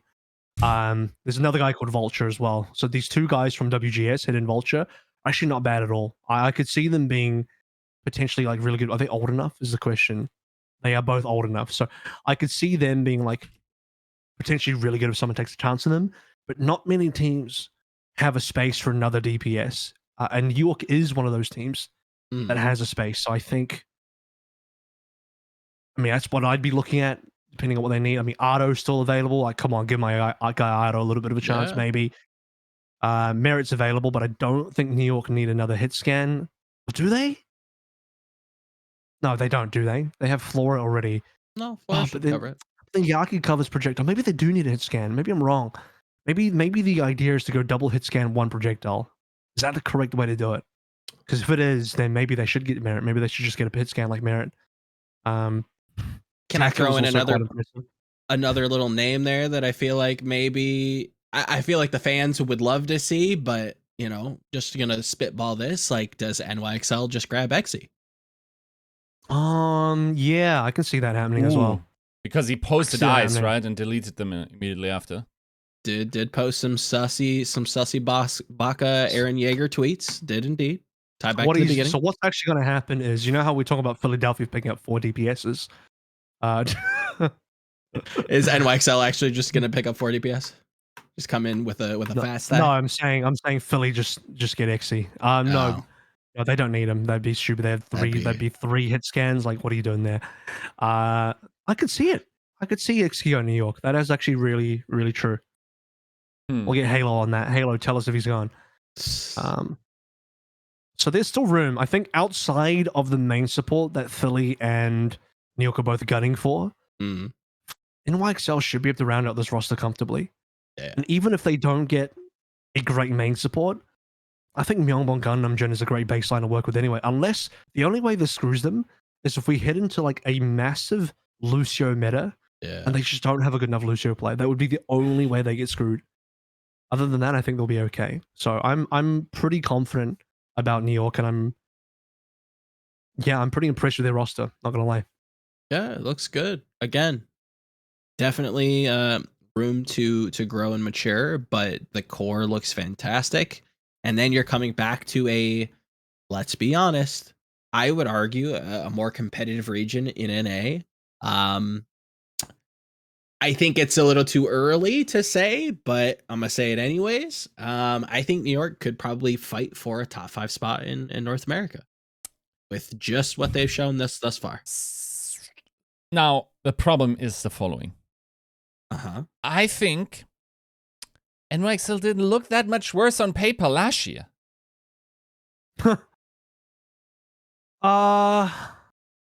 And what problem New York has had, arguably since at least season 2, is a coaching issue. Yeah, at least outwardly, changed, right? Like, sure. They haven't found that superstar coach, and I feel like a lot of the time that has been their difference maker. Like, I feel like you put Krusty, you put 9K, you put Rush into the teams that they have built in seasons 3 and season 4, and you'd expect a lot. And you'd probably see way better results than they had. But maybe I'm completely wrong. It's, of course, like such an inexact science. It's just like a gut feeling that they had a ton of potential. They just could never really get on page, especially season 4. Their potential was massive, and they could never consistently deliver on it. I think, I don't know how, but they choked as a team. Like, everybody just choked. They really collectively choked. The one player that I feel like probably didn't choke as hard as everybody else was Jonak. Jonak still pulled some mad weight. Oh, I'll give Flora some props towards the end. Towards the end, Flora pulled some pretty mad weight. But I mean, I don't know what happened to that team. Like, they had such a on paper strong team that just fizzled. Even though, to throw New York a bone, towards playoffs, they started doing really well. Agreed. And if they kept up that form, I think they would have made, or they could have really threatened a playoffs position, but it was just too late. They lost too many regular season games, and that meant that they had no chance of making the playoffs run that they wanted. That's why I rate Kalios so highly, is I feel like he was the catalyst to really kind of bring this team into vogue and like really show us what this team could have been at the start of the season. That I don't know what he said. I don't know what kind of magic, juice he brought with him, but it was a different team. It was completely revitalized. He pressed the right click and defense matrixed Yakupong a little bit better than Bianca. Hey, whatever it needed, whatever happened, it was magic. It was stellar. Keep Yakupong alive 2 to 3 seconds longer. We did it, guys. Guangbong is one of the few players on this team from last year that didn't retire. As I look at how sad it is, Bianca, Yakupong, Feather, Friday, Ivy, all retired. Jesus, it's like a graveyard. This whole New York is like a graveyard of players. Fucking 5 of them retired. Guangbong is still in the mix, and I still think he's got a lot of potential. So we talk about Exy maybe coming on this team. I talk about a bunch of other rookies, but he probably deserves another look. I think GB could get another shout, man. Yeah. I remember you specifically doing that kind of a co-stream with New York scrimming. I think it was Charge, if I remember correctly, like preseason last year. And like I remember you had a lot. I did. No, it was Washington. No, it wasn't. No, you're right. It was Charge. I think it was Charge. Yeah. It was Neil Charge. Because it was like the Mai K Lee and the Guangboon dynamic. I remember GB had a lot of fucking praise around him. He looked great, but like that was not the player who we saw throughout that stretch, right? Like he was just absent. Well, yeah, preseason the guy was like, I don't feel like Guangboon and Kaylee had a very similar trajectory. Preseason they were both nutcases. Like, holy these are some rookie gods coming out. We got some real King Kong versus Godzilla shit happening on screen. And then we get to the actual season and they're just both bad. I'm like, what? How? What happened? What happened in the 1 month between preseason and now? Did they both get food poisoning that lasted a whole year? Like, what's going on? Because this shouldn't happen. I can't explain it in any other way than to say they just choked. I don't know. They just did the rookie choke. The Flower effect. I don't know what it is. Just Flower came in and just bonked both of them on the head and be like, "You're both gonna choke now." I don't know. That's where I sided with you in saying like they probably deserve at least another look. Like if we're throwing bones to Carpe and we're throwing bones to Flora, like GB, like it probably could sit on a team. We're not. Carpe's not having any bones thrown to him. He's had bags thrown at him. Agreed. True. Very true. Carpe do be like Scrooge McDuck in that vault of cash currently. So he's chill. He's chill no matter what happens. I think New York are going to be fine. I don't know about top 5. You said top 5, Joe. That's I could fight.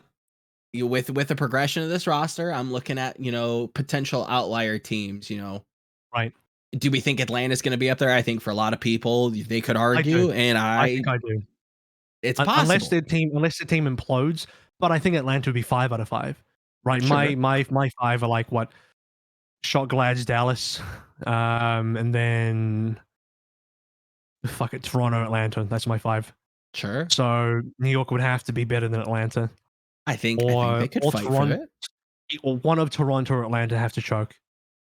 It's not impossible for Toronto. In fact, actually, fun little matchup. New York, Toronto would be fun because you got the Hisu versus Yaki and Gangnam Jin matchup.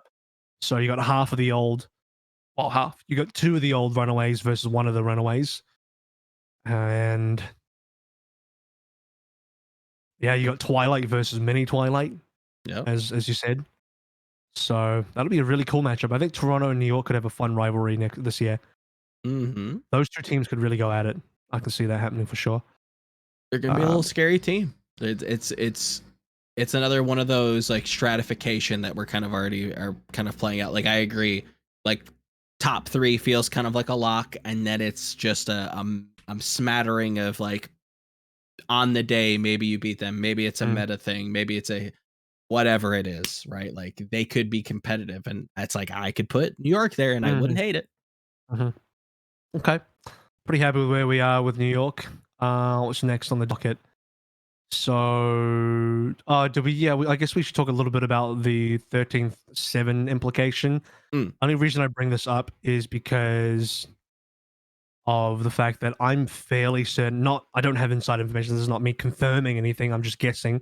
I'm speculating that this is the confirmation of a 13-7 because I just don't see any other team going to APAC.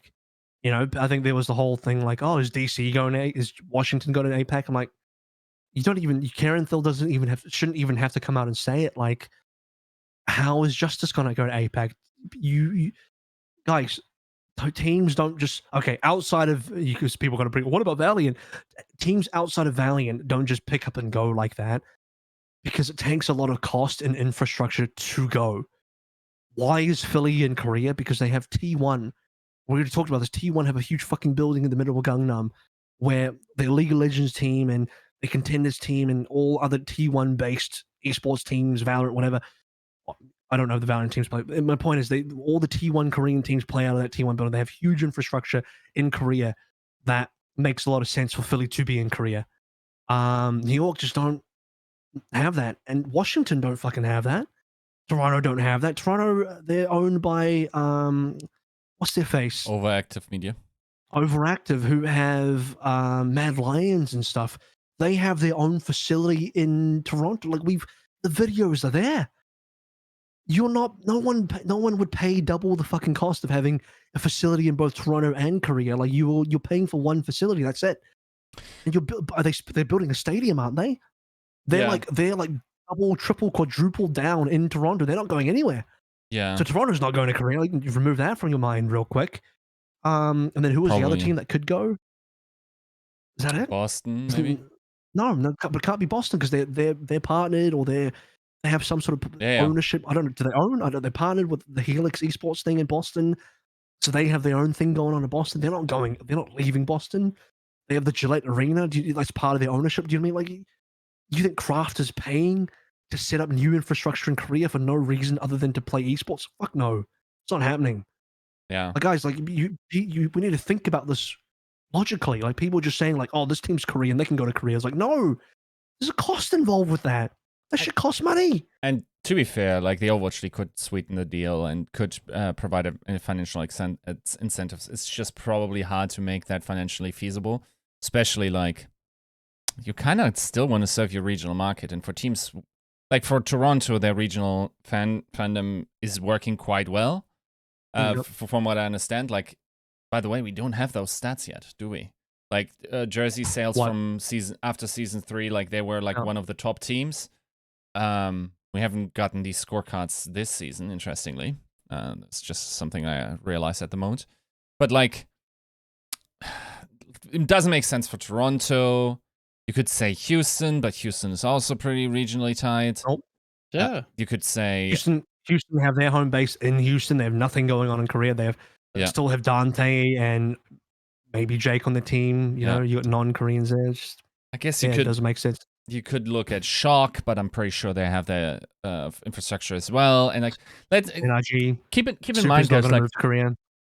Like supporting that infrastructure, especially if you're a team that does a lot of content or like wants to facilitate that, dude, like it is always complicated through time zone differences. Like you don't want your community management and content creation staff to be in a different time zone necessarily if you can avoid it, right? Like that just going to increase further costs and going to prohibit you putting out solid content at the time. So, while there's still a possibility that this is favorable, and I think there is something to be said, I think essentially comes down to the following. 7-13 allows for a pretty cool distribution of matches that are fairly symmetrical in the amount of times that teams need to play each other, because it allows for a 4 times meeting each other in APAC and 2 times in NA type of schedule, meaning there's a symmetric structure where the strength of schedule doesn't play too much of a role over the season. And we've seen posts like Baroy's pointing out that, for instance, had Florida had a different strength of schedule and had been able to farm up on the bottom tier teams, they would have likely switched places and would have been in playoffs, for instance, right? Now, you want to avoid that. But at the same time, you got to figure out a process by which you don't run into trap games for very important matches of the season. Now, why would trap games exist? Well, just think of it logically. If there's 7 teams in APAC playing on a weekend, and each team needs to play 2 matches, then that doesn't really work, does it? Like, one would have to play 3, or one would have to only play 1, or like you would have to be very creative with your scheduling at some point in the season, and it would create asymmetries. So there's no perfect solution, and like the lowest common denominator of those 2 systems finding each other is way higher the amount of matches than we could feasibly do. So what kind of a solution do we have there? I think you just got to trade off, like you got to be clever with the break weeks that specific teams have, and break weeks once again are not symmetrical and therefore favor certain teams, because if your break week is in the first week of a new hero pool, for instance, we know from Justice last year that this was tremendously beneficial to them in terms of the win rates they had whenever they could sit out first week, right?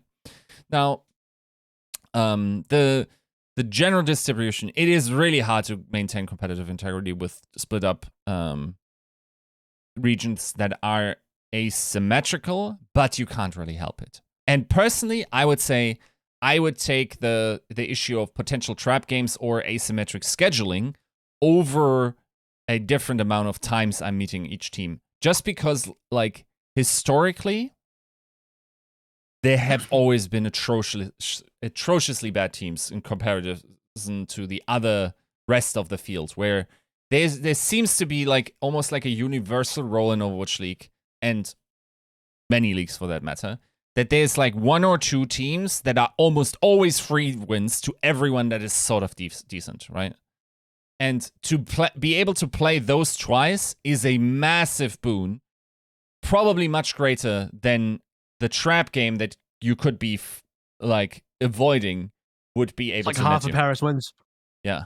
So, there's no perfect system, but I personally favor this 7-13 split.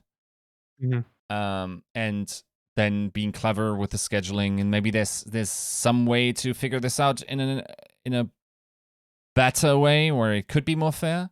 Unfortunately, hero pools also adds complexity to that system. Let's also be honest. There is no perfect schedule unless you're playing 100 games a day. Why? Because if I am theoretically, right? It is season 3 again. I'm playing the Titans, the old Titans roster, early in the season. I still have like the elite Titans at the time. Then this team gets completely split up. They have to recruit an entirely new team who are 2 or 3 levels below them. Now I don't have to play against the Titans of old anymore. Things like this happen. Different metas like this happen. So inherently, like when you meet someone in the season, there's no perfect system, once again. But I personally prefer the 17-13 split, 24 matches, with the same amount of matches, because I think that provides for higher competitive integrity. Now, I think there's an argument to be made about the sameness of how APAC would feel. Because if you're thinking about it, right, let's say you will play each team each stage. Is that too much? Maybe. But would one more team help? I doubt it. I don't know. Like, I don't think... Make it harder, wouldn't it? It would make the schedule... the symmetry harder. But just like from a viewer perspective, like, do you feel like one team would help matchup variety really so significantly that you would derive a great amount of enjoyment out of that? Probably not, right? I prefer 4 round robins. Give me 7 teams. Everyone plays each other once per stage. Give me that. I want that. That sounds way better. Yeah, I agree. That sounds like a better format because, it's in terms of competitive integrity, it couldn't be.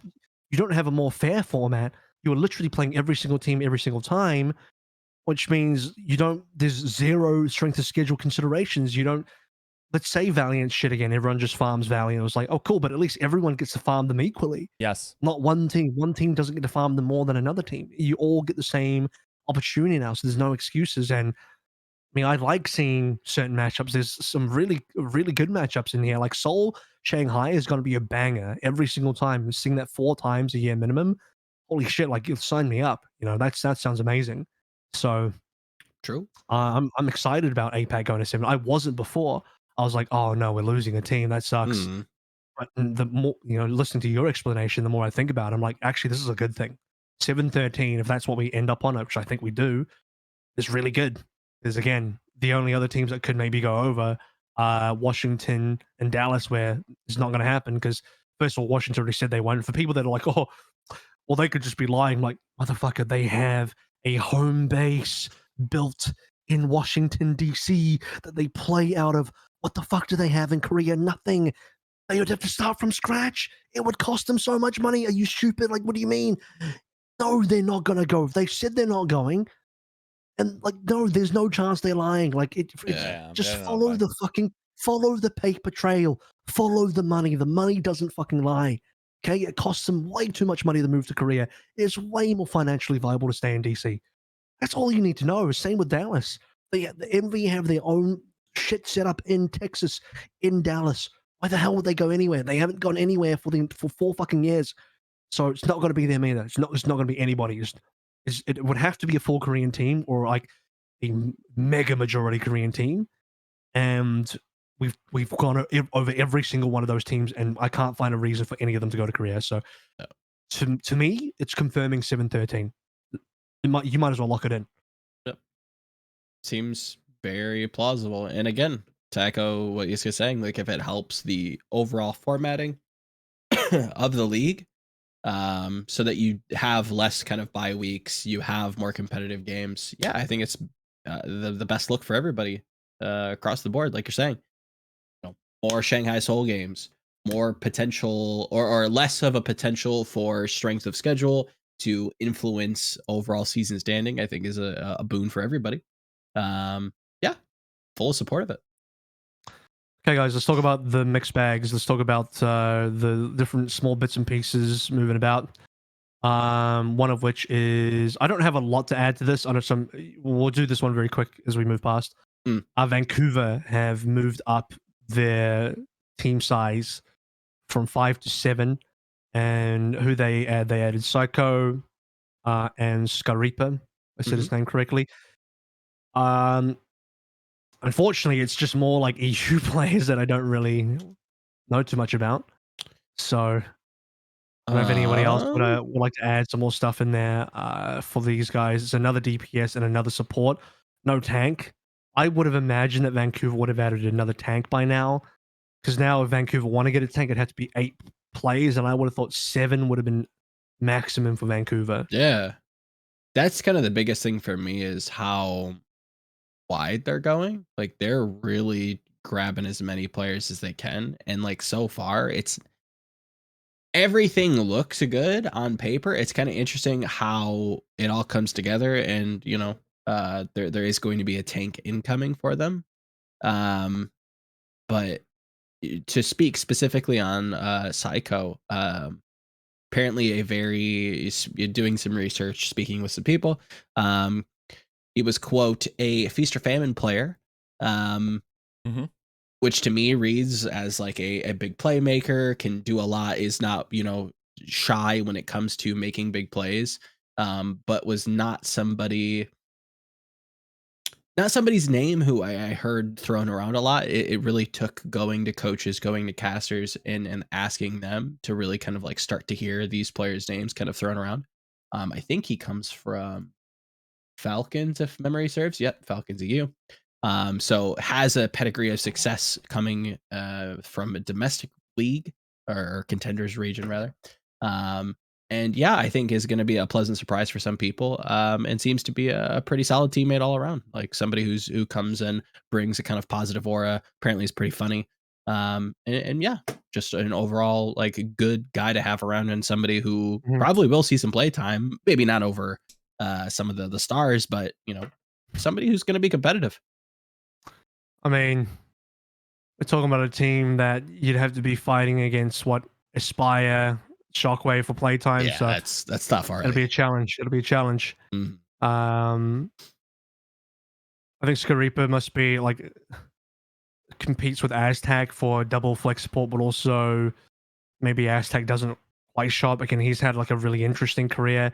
He was really big in contenders. He's another one of those guys that like, unfortunately, he feels like a bit of a contender's flop because I had some big stock in this guy coming into Overwatch League and just never. I mean, he was on Toronto and it just I don't know. Yeah. So maybe you do need a backup there. I don't know who starts either, so we'll figure out. He's also Korean in what is otherwise a full Western team. I was about to say European, but then I remembered Aspire's in there, and also False is in there.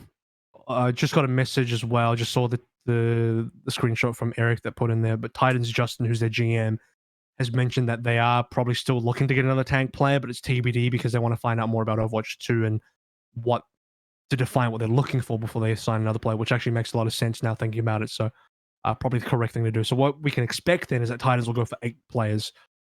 So if Titans are going for 8 players, New York, you got no excuse. Yeah. Zero excuse. And it feels like they're shoring up all their bases. You know, they want to go for a tank, but they want to get more information. You know, maybe Aztec doesn't necessarily pan out. I know after speaking with Flubby, he was somebody who not only, you know, said the right things without going into detail, but like also looked like a stud in trials. Yeah. And if that doesn't work out, you have Skairipa to kind of fall back on, who obviously comes from a lot of success in contenders. You have some, you know, fallback policy with Seicoe, maybe even giving him a couple like pocket picks to maybe play over some of the starters. Everything's kind of settling out to be a pretty damn good team. I mean, I know I've seen Aztec's peak. I know what his potential looks like. And when this guy's popping off, I was like, Jesus, this is like, I think going to be a top flex support coming in. I'm trying to remember what season it was exactly and who he was competing against and with. I believe it was season 2, 2020, and he was, you know, alongside. I mean, Finn was still there at the time. Sure. And I felt like Aztec was probably better than Finn at the time. MCD was still there. Okay. Who else? It was some other talent. Yeah, I mean, they was just play. Revenge was there. I know it's a bit of a meme for Yiska, but just bring up his name again to get Yiska going. So yeah, I mean, I feel like this guy was better than Finn in 2020, and just didn't really come out as huge as he probably could have been. So hopefully he gets a proper shot to play and prove himself. But that's going to be Titans. I don't really have too much to add on Titans unless Yiska does. No, not really. I think they're going to be a fun team. I'm not sure how successful they will be, but I could totally see them just being like very aggressive and like being audacious with their plays and really in your face. I hope, like, especially I'm looking at Aspire and Shockwave, just keep the energy up. Yep. Because, like, I mean, Aspire had a bit of a hard task, but he only benefited from that, seemingly. Had like a great reputation then. And then Shockwave had a rough ride over the last years. Like, I feel like Shockwave was almost like the Aspire of the season before. But, like, because of the Philly situation, he never got to pop off to the degree that he wanted to. So, I hope, like, these guys just have, like, a solid season. No, like, logistical dumb shit that just, like, disrupts their flow or ability to play the game. No visa garbage or whatever that could happen. And they can just, like, reliably play the game of Overwatch.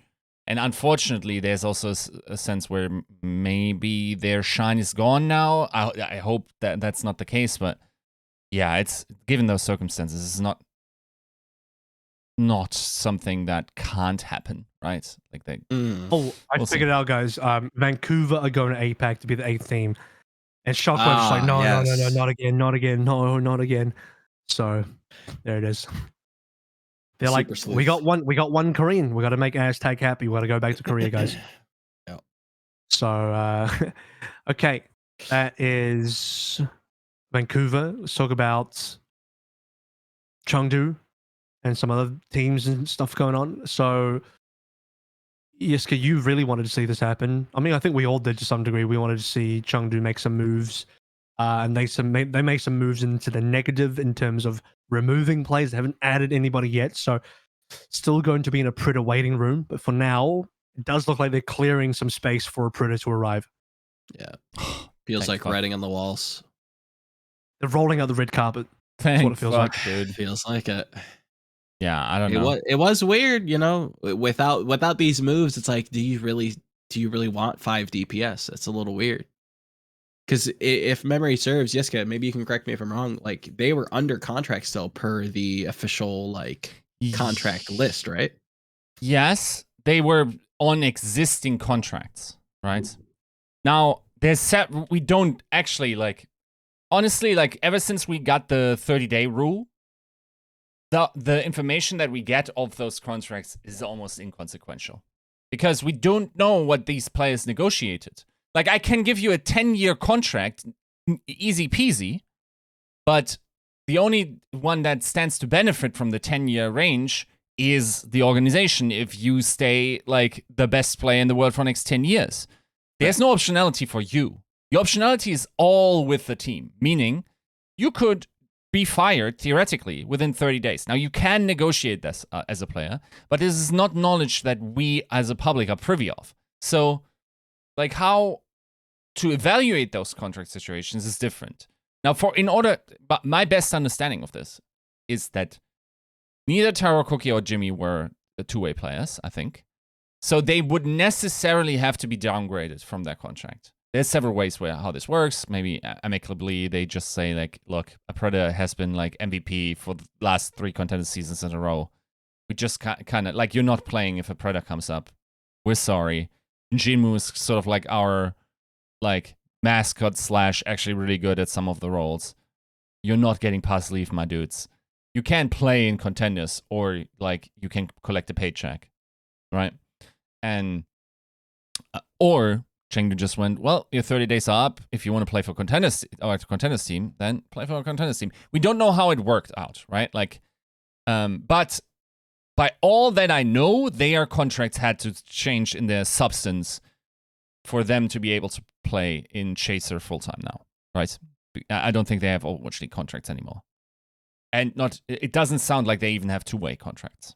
Even though they were on existing contracts, meaning they probably would have to have canceled that unless there's some new contract rule that we don't know of.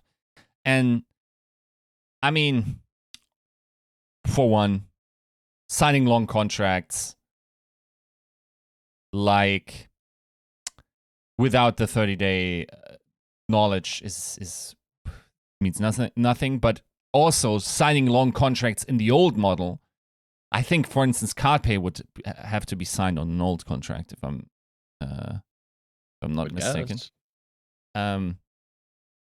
Like that's very different. It's also like saying like I think Toronto said something like we signed those guys for 3 years. Okay, so what do you mean with 3 years? That means nothing to me. Like, is it a 2+1? Is it a 3-year guaranteed for your team? 3+1 and 3 guaranteed years. 2+1 or 1+2 is basically the same thing, given the 30-day rule. Like practically, it's exactly the same thing. Now, that is something I need to know in order for me to assess the situation and how committed you are to its players. Did you give them 90 days? Did you give them 6 months? What kind of assurances did you put into their contract in order to say like that these are counting on them long term, right? So without knowing any of that, it is pretty. And I will also say, that even if you negotiate higher durations, there are ways to get past that as well in the Overwatch League. Okay. So there are 4 course terminations, for instance. Sure. So, yeah, it's basically we know nothing as a public on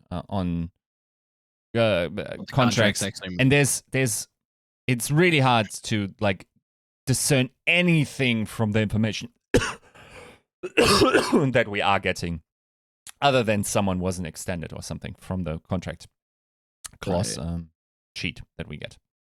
Would you feel comfortable kind of confirming that, like, or speaking on kind of how certain players or maybe players and their agents are negotiating either out or, renegotiating that 30-day contract? Is it as simple as like, okay, we're actually doing 60 days, we're doing, X amount of months, or we're completely removing it? Is that like something that you've actually seen proof of happening? Yes, like some players have 60 days for sure. Some players have 90 days for sure. Like given the length of the season, like I'm not sure what the average would be, but of course, like if you think about it, this is really just something that you can factor onto the salary, right? Like the assurance of X salary will be paid to you. Right. There's also something like we basically understand that. The current minimum that you have to pay an Overwatch player is actually not 50,000 or 51 or whatever they raise it to, right? It is actually 37,500. Why? Because they only have to pay an annualized rate. Okay? So annualized rates means you need to pay 50K over 12 months. Now, if you don't sign a player, and Overwatch League contracts go until the end of the season, it's a defined date by the league. I think it was in November. We know that one for sure. You can look it up in the contract sheet, right? So given that, if you, for instance, like you needed to sign 5 players by January, right?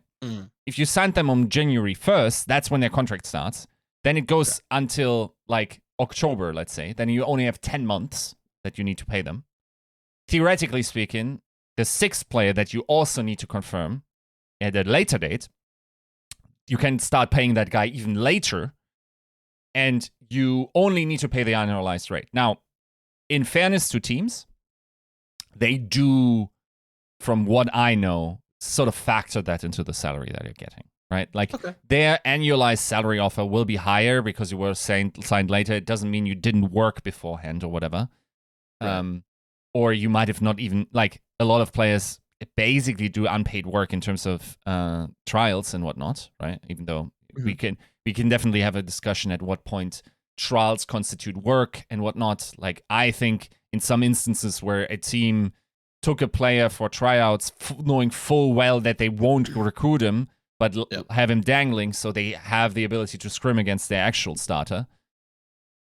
It's a shitty practice in that regard, because like you're not even giving that guy a chance. He's just doing labor for you.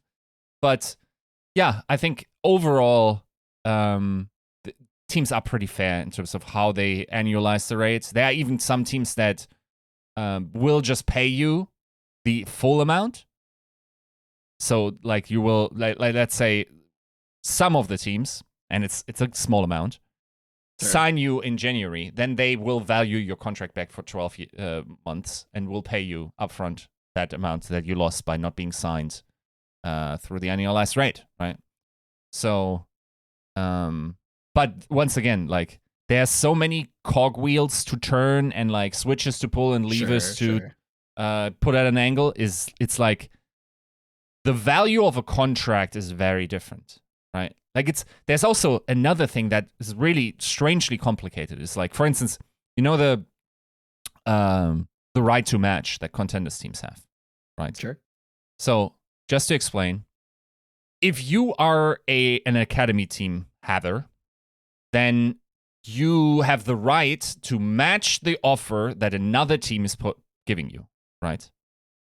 Now, what does that mean? Because what if, let's say, you are in a team that is owned by a streaming business, right?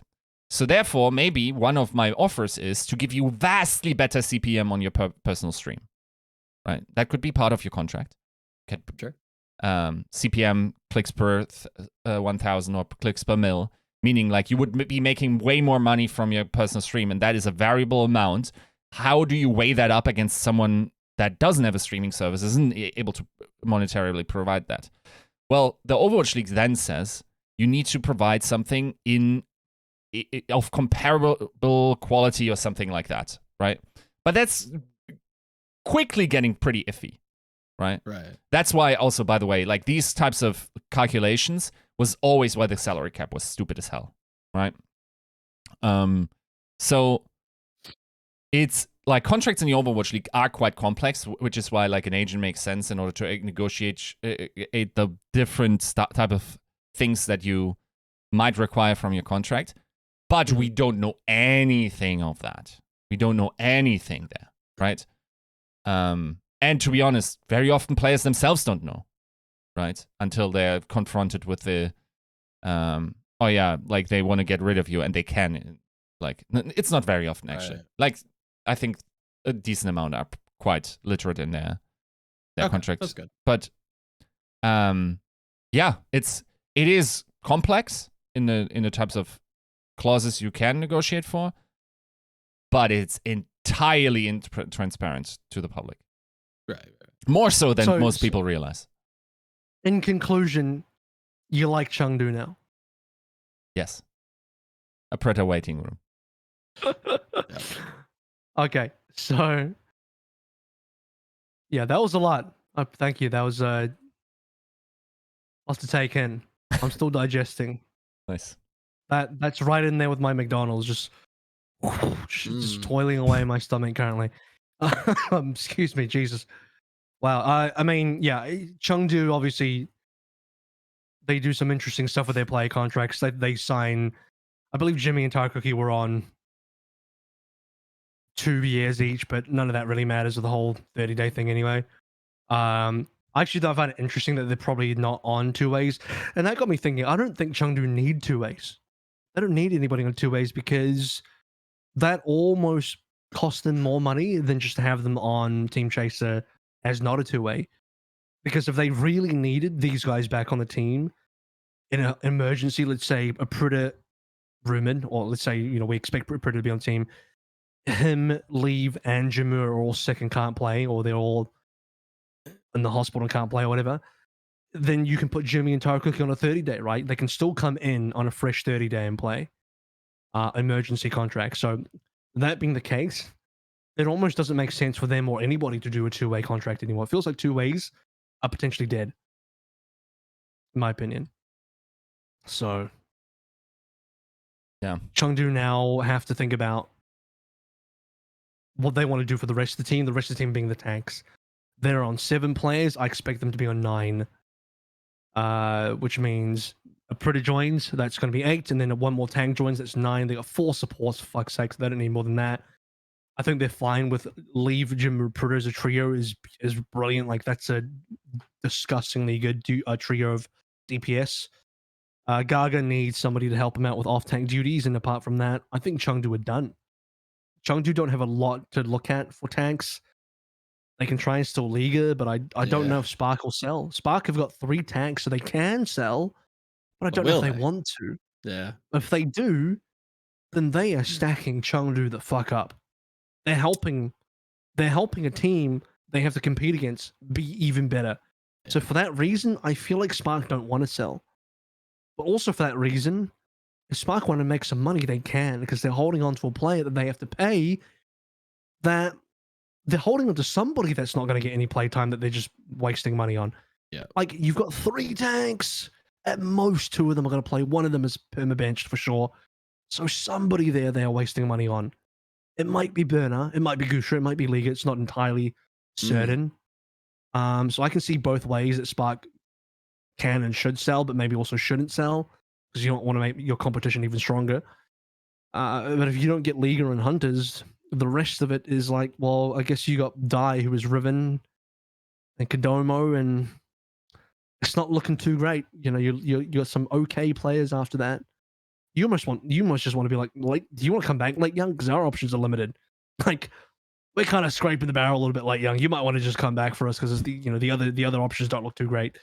Is legitimately what they might have to do. There was even a rumor that could Chengdu get a Korean player, and I believe Chengdu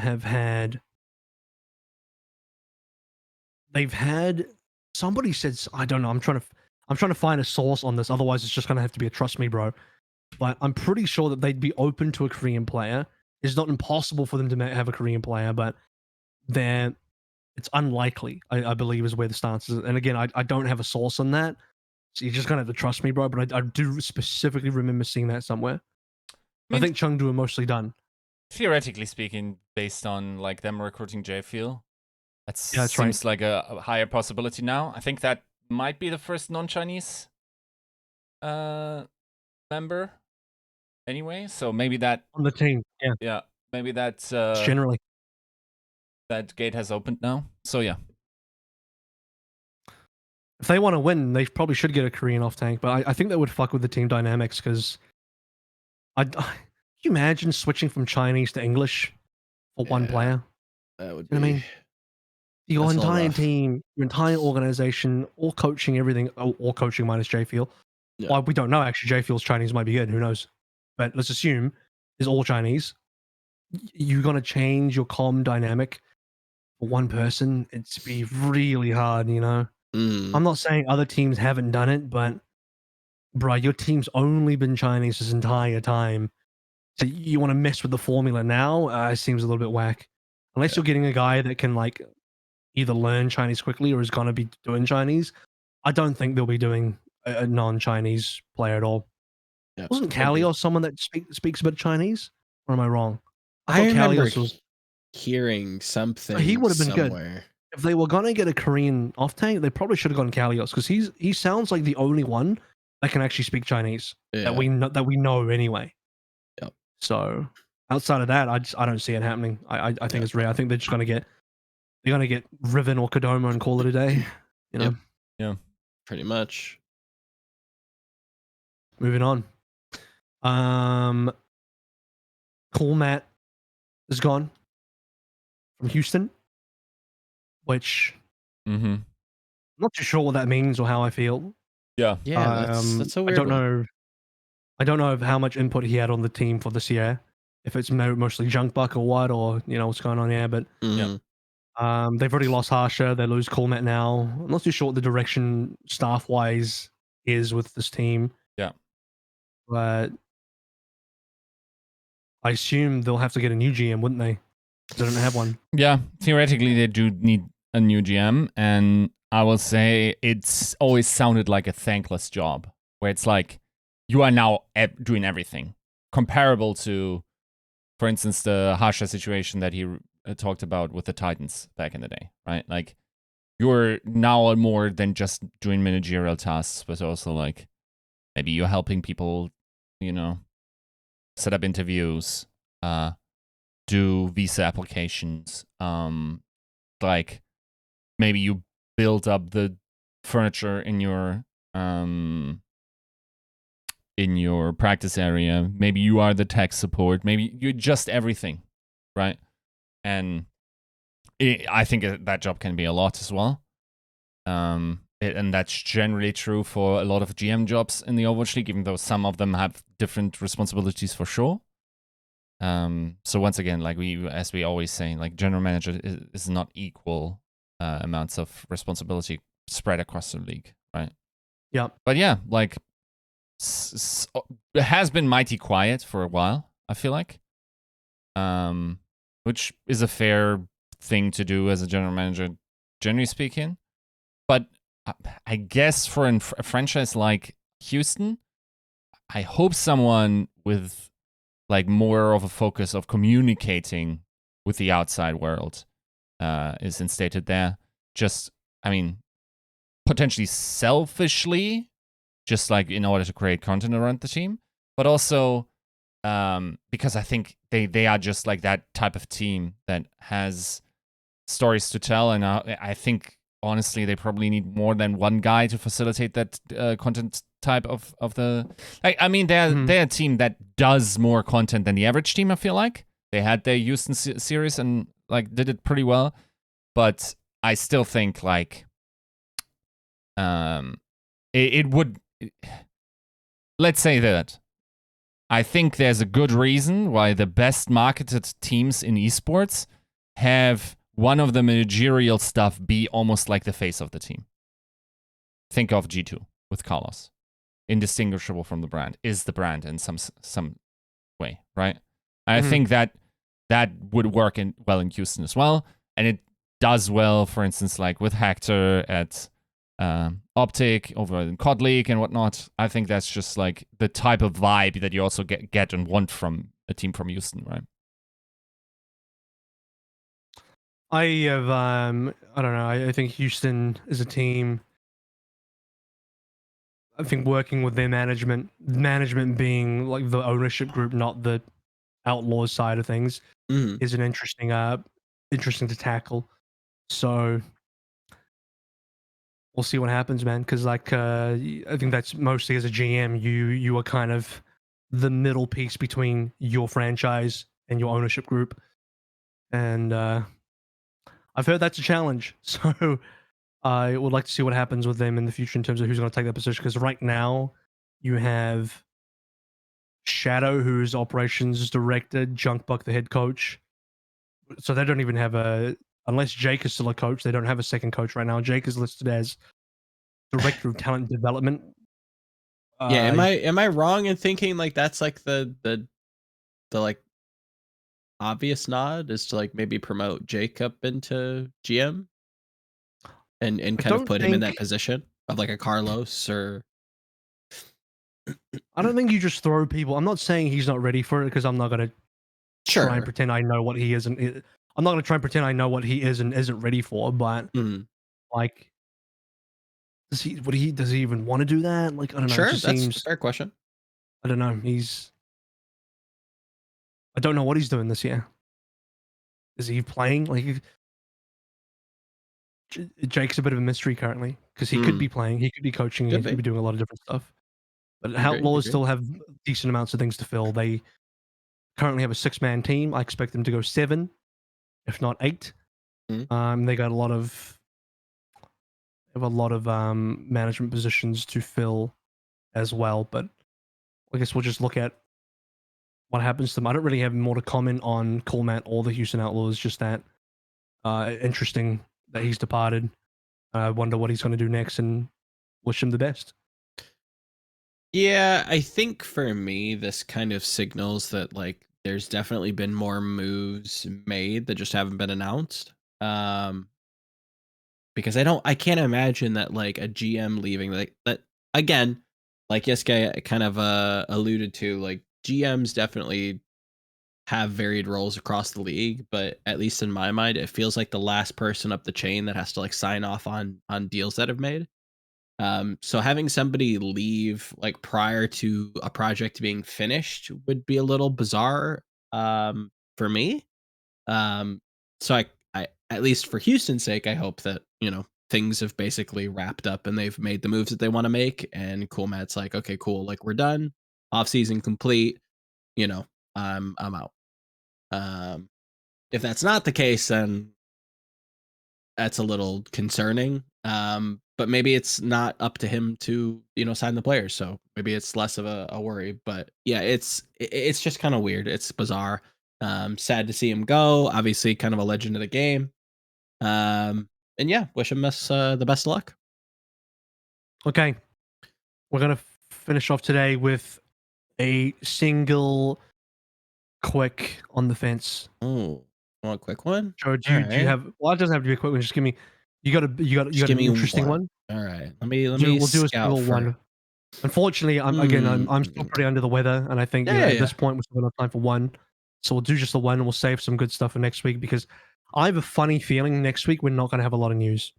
Possibly, yeah, definitely worthwhile. Some famous last words because next week's like, guys, the content creator announcement just got leaked.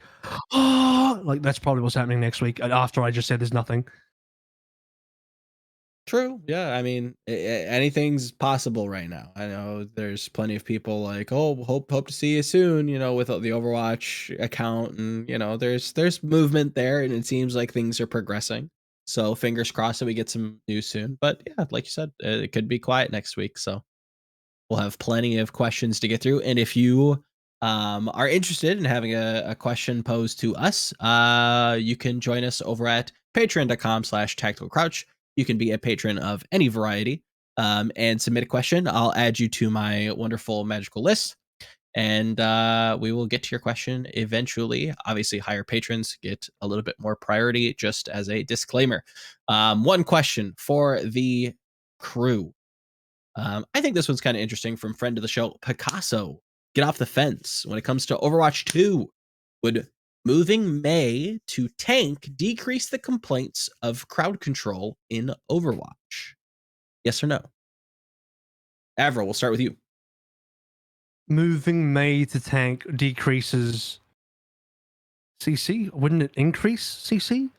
Because tanks are where all the CC exists in Overwatch 2 currently, and DPS and supports are where they've removed CC. So, for example, this has been confirmed. Yes. Mei no longer freezes on a left click. She only slows now, and only her ultimate freezes. So she's had her CC already reduced in Overwatch 2 on the DPS role. If she got moved to tank, wouldn't that mean you re-add the freeze back in? Because tanks are supposed to be the only class in the game that can CC. Like, I would say that technically that increases the CC. That doesn't remove the CC. I think, and far be it for me to speak for Picasso here, but I think he's looking at the kit as a whole being played as DPS. Yes, the removal of the freeze itself probably kind of undercuts this, but just having, the ice wall. Am I wrong in remembering that she keeps her slow, right? She still slows, but she doesn't freeze. Correct. On the left click. And I still think that that might irk people, especially at the DPS position. So if we were to remove her, so instead of having a tank with CC, maybe some supports with some limited CC, and then having Mei, is that too much? You potentially, quote unquote, fix a CC problem. I don't even know that you really fixed it. I mean, you just shifted it from one area to the other. But what you've done is you create a really bad tank. Who's going to play Mei on tank as a solo tank? Sure. What position can you hold? What is your mitigation damage? You put up a wall, that's it. You got no shields. You have no. I mean, you're like a Roadhog at that stage. But Roadhog feels like a tank's better. You have a self-invulnerability, which is actually kind of broken as a tank, I'm not gonna lie. But I don't feel like she has any ability to legitimately hold ground well. Compared to the proper tanks. And also a lot of tanks have really decent mobility, or if they don't have decent mobility, they have a lot of lethality. So if you think about tanks that don't move around, like Hog and Zard can't move around, they're deadly as fuck. But there's tanks that do move around, like Winston, and their damage is a little bit more soft, and you need to be on a target for a lot longer, and you need to burst combos properly and all this kind of stuff, right?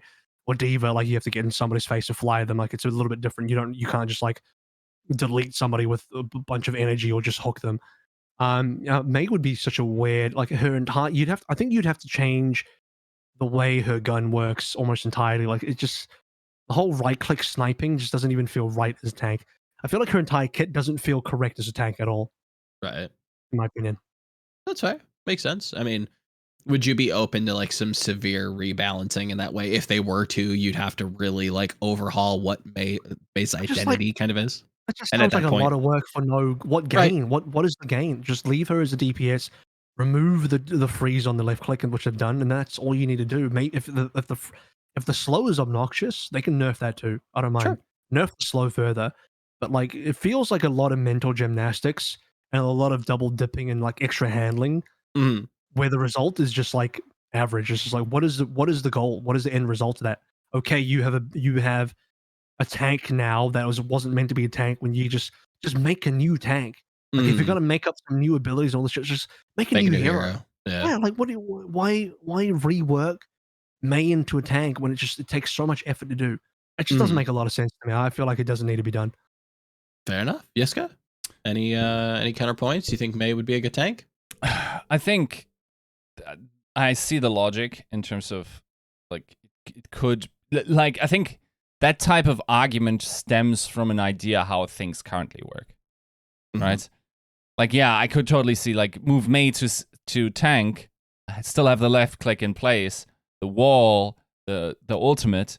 Then you add potentially like other DPS that have heavy CC like Doomfist and whatnot, and it just like gets obnoxious to just play. Now we already know that is not going to be the way with Overwatch 2 because I think. Hadn't we also confirmed that Cassidy loses the flashbang stun or whatever? Or I think they talked about something. I forgive me if that's incorrect, but I remember them talking about some more CC tuning. Yeah. So they want to remove all global CCs on DPS. I was gonna say supports as well, but they are gonna keep the sleep dart because it's fucking cool. True. Yeah. I think I would have to see how every one of those heroes plays in Overwatch 2, but I don't think it's a problem. That's fair. Yeah. It's I think AVRL kind of nailed it there. Like if you're gonna move her, then you might as well just make a new hero. Yeah. That's a tough one. Yeah.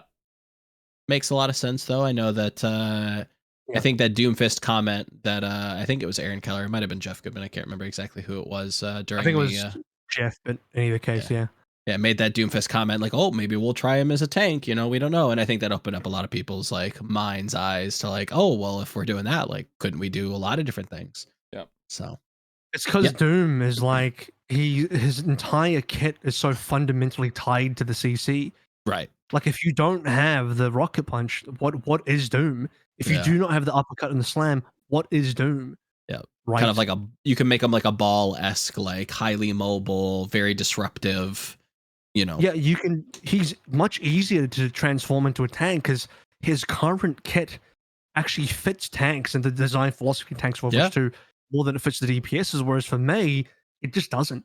Yep. I don't think her kit fits tanks at all in terms of what tanks are supposed to achieve. Now, Doom, okay, does he quote unquote tank well?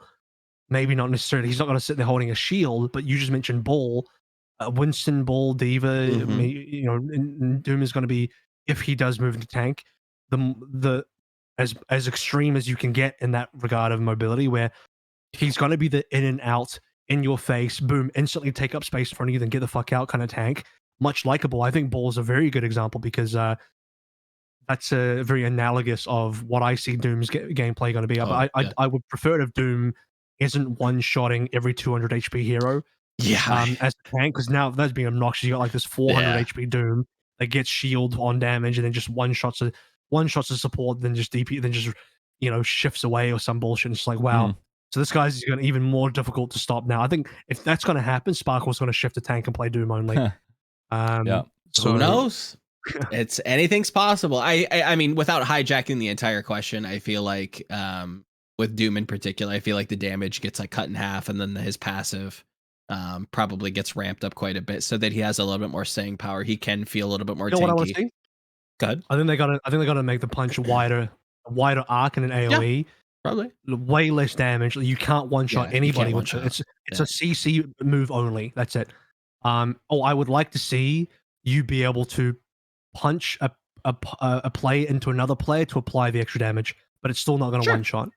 I'll take that. Just stuff, or it doesn't apply. Or even better, you punch a player into another player and it knocks them back too, like a bowling ball. You just knock two players back by punching a player into another player. Just random shit like that. And before, like, oh, that sounds like a lot of CC. I'm like, yeah, well, I mean, Doom's a tank now, and tanks have all the CC in the game now. And I mean, you can still make Rocket Punch.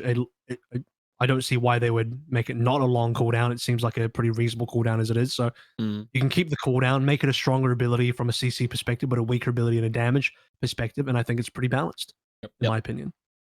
I think the only thing that I think you'd really have to like really like change, and by change I mean like gut and like add in a new ability, is probably his ult. Like I just don't know that fits like a tank motif. I don't mind it. I think his ult is fine. I think you would have to add some. I think you would have to add some bits to the ult and change the ult in the same way of the Rocket Punch, whereas you can't one-shot somebody with it. Right. But it might do some really decent CC, like maybe you meteor strike down and everybody in that AoE gets knocked back a certain distance based on how close you are to the center of the slam. And maybe the direct center of the slam can be exactly 200 damage. So like if you are really good or the other team's really bad or you are on top of sleeping target, you can still one-shot somebody. I mean, it's a fucking ultimate. It's meant to be strong. Sure. But I think the goal should be remove the damage from Doomfist so that he's not just like this fucking assassin. Yeah. But turn him into like a major disruptor on the battlefield. And I think that would be cool. Yeah. And you know, yeah, I'm down for that. I think that's cool as fuck. That actually makes me excited to see Doom as a tank if he goes down that path the way I've just described. I mean, we've seen what they can do. I mean, we've seen bash him with a hat, and we've seen, you know, hacking Sombras while stealth and adding more damage. So they're definitely open to, you know, fresh coats of paint to some of our favorite heroes. So it's definitely possible. Before we head off, we're gonna do the outro now. Before we head off, one last thing I gotta ask Yiska, because I know he's dying right now. Right. How do you feel? How do you feel when they're singing the theme songs in Japanese, but it's actually German? For Attack on Titan. You know the songs I'm talking. There's songs they sing. I'm not talking about the. I'm not talking about the intro songs or anything. There's like I can link you to some. It's very easy. There's songs they sing in fully German. Okay. But they're all Japanese people. I didn't actually know they were German songs until someone told me, like, what the fuck? These are German songs? I'm unaware of those, but like I'm kind of used to it with opera. I feel like it's like weird. Opera? Yeah. Opera or Oprah? Opera. Yeah. Oh, okay. Yeah, in German it's Oprah. Oprah. Be singing German songs now, man. In German it's Oprah. That's why you get a German song and you get a German song.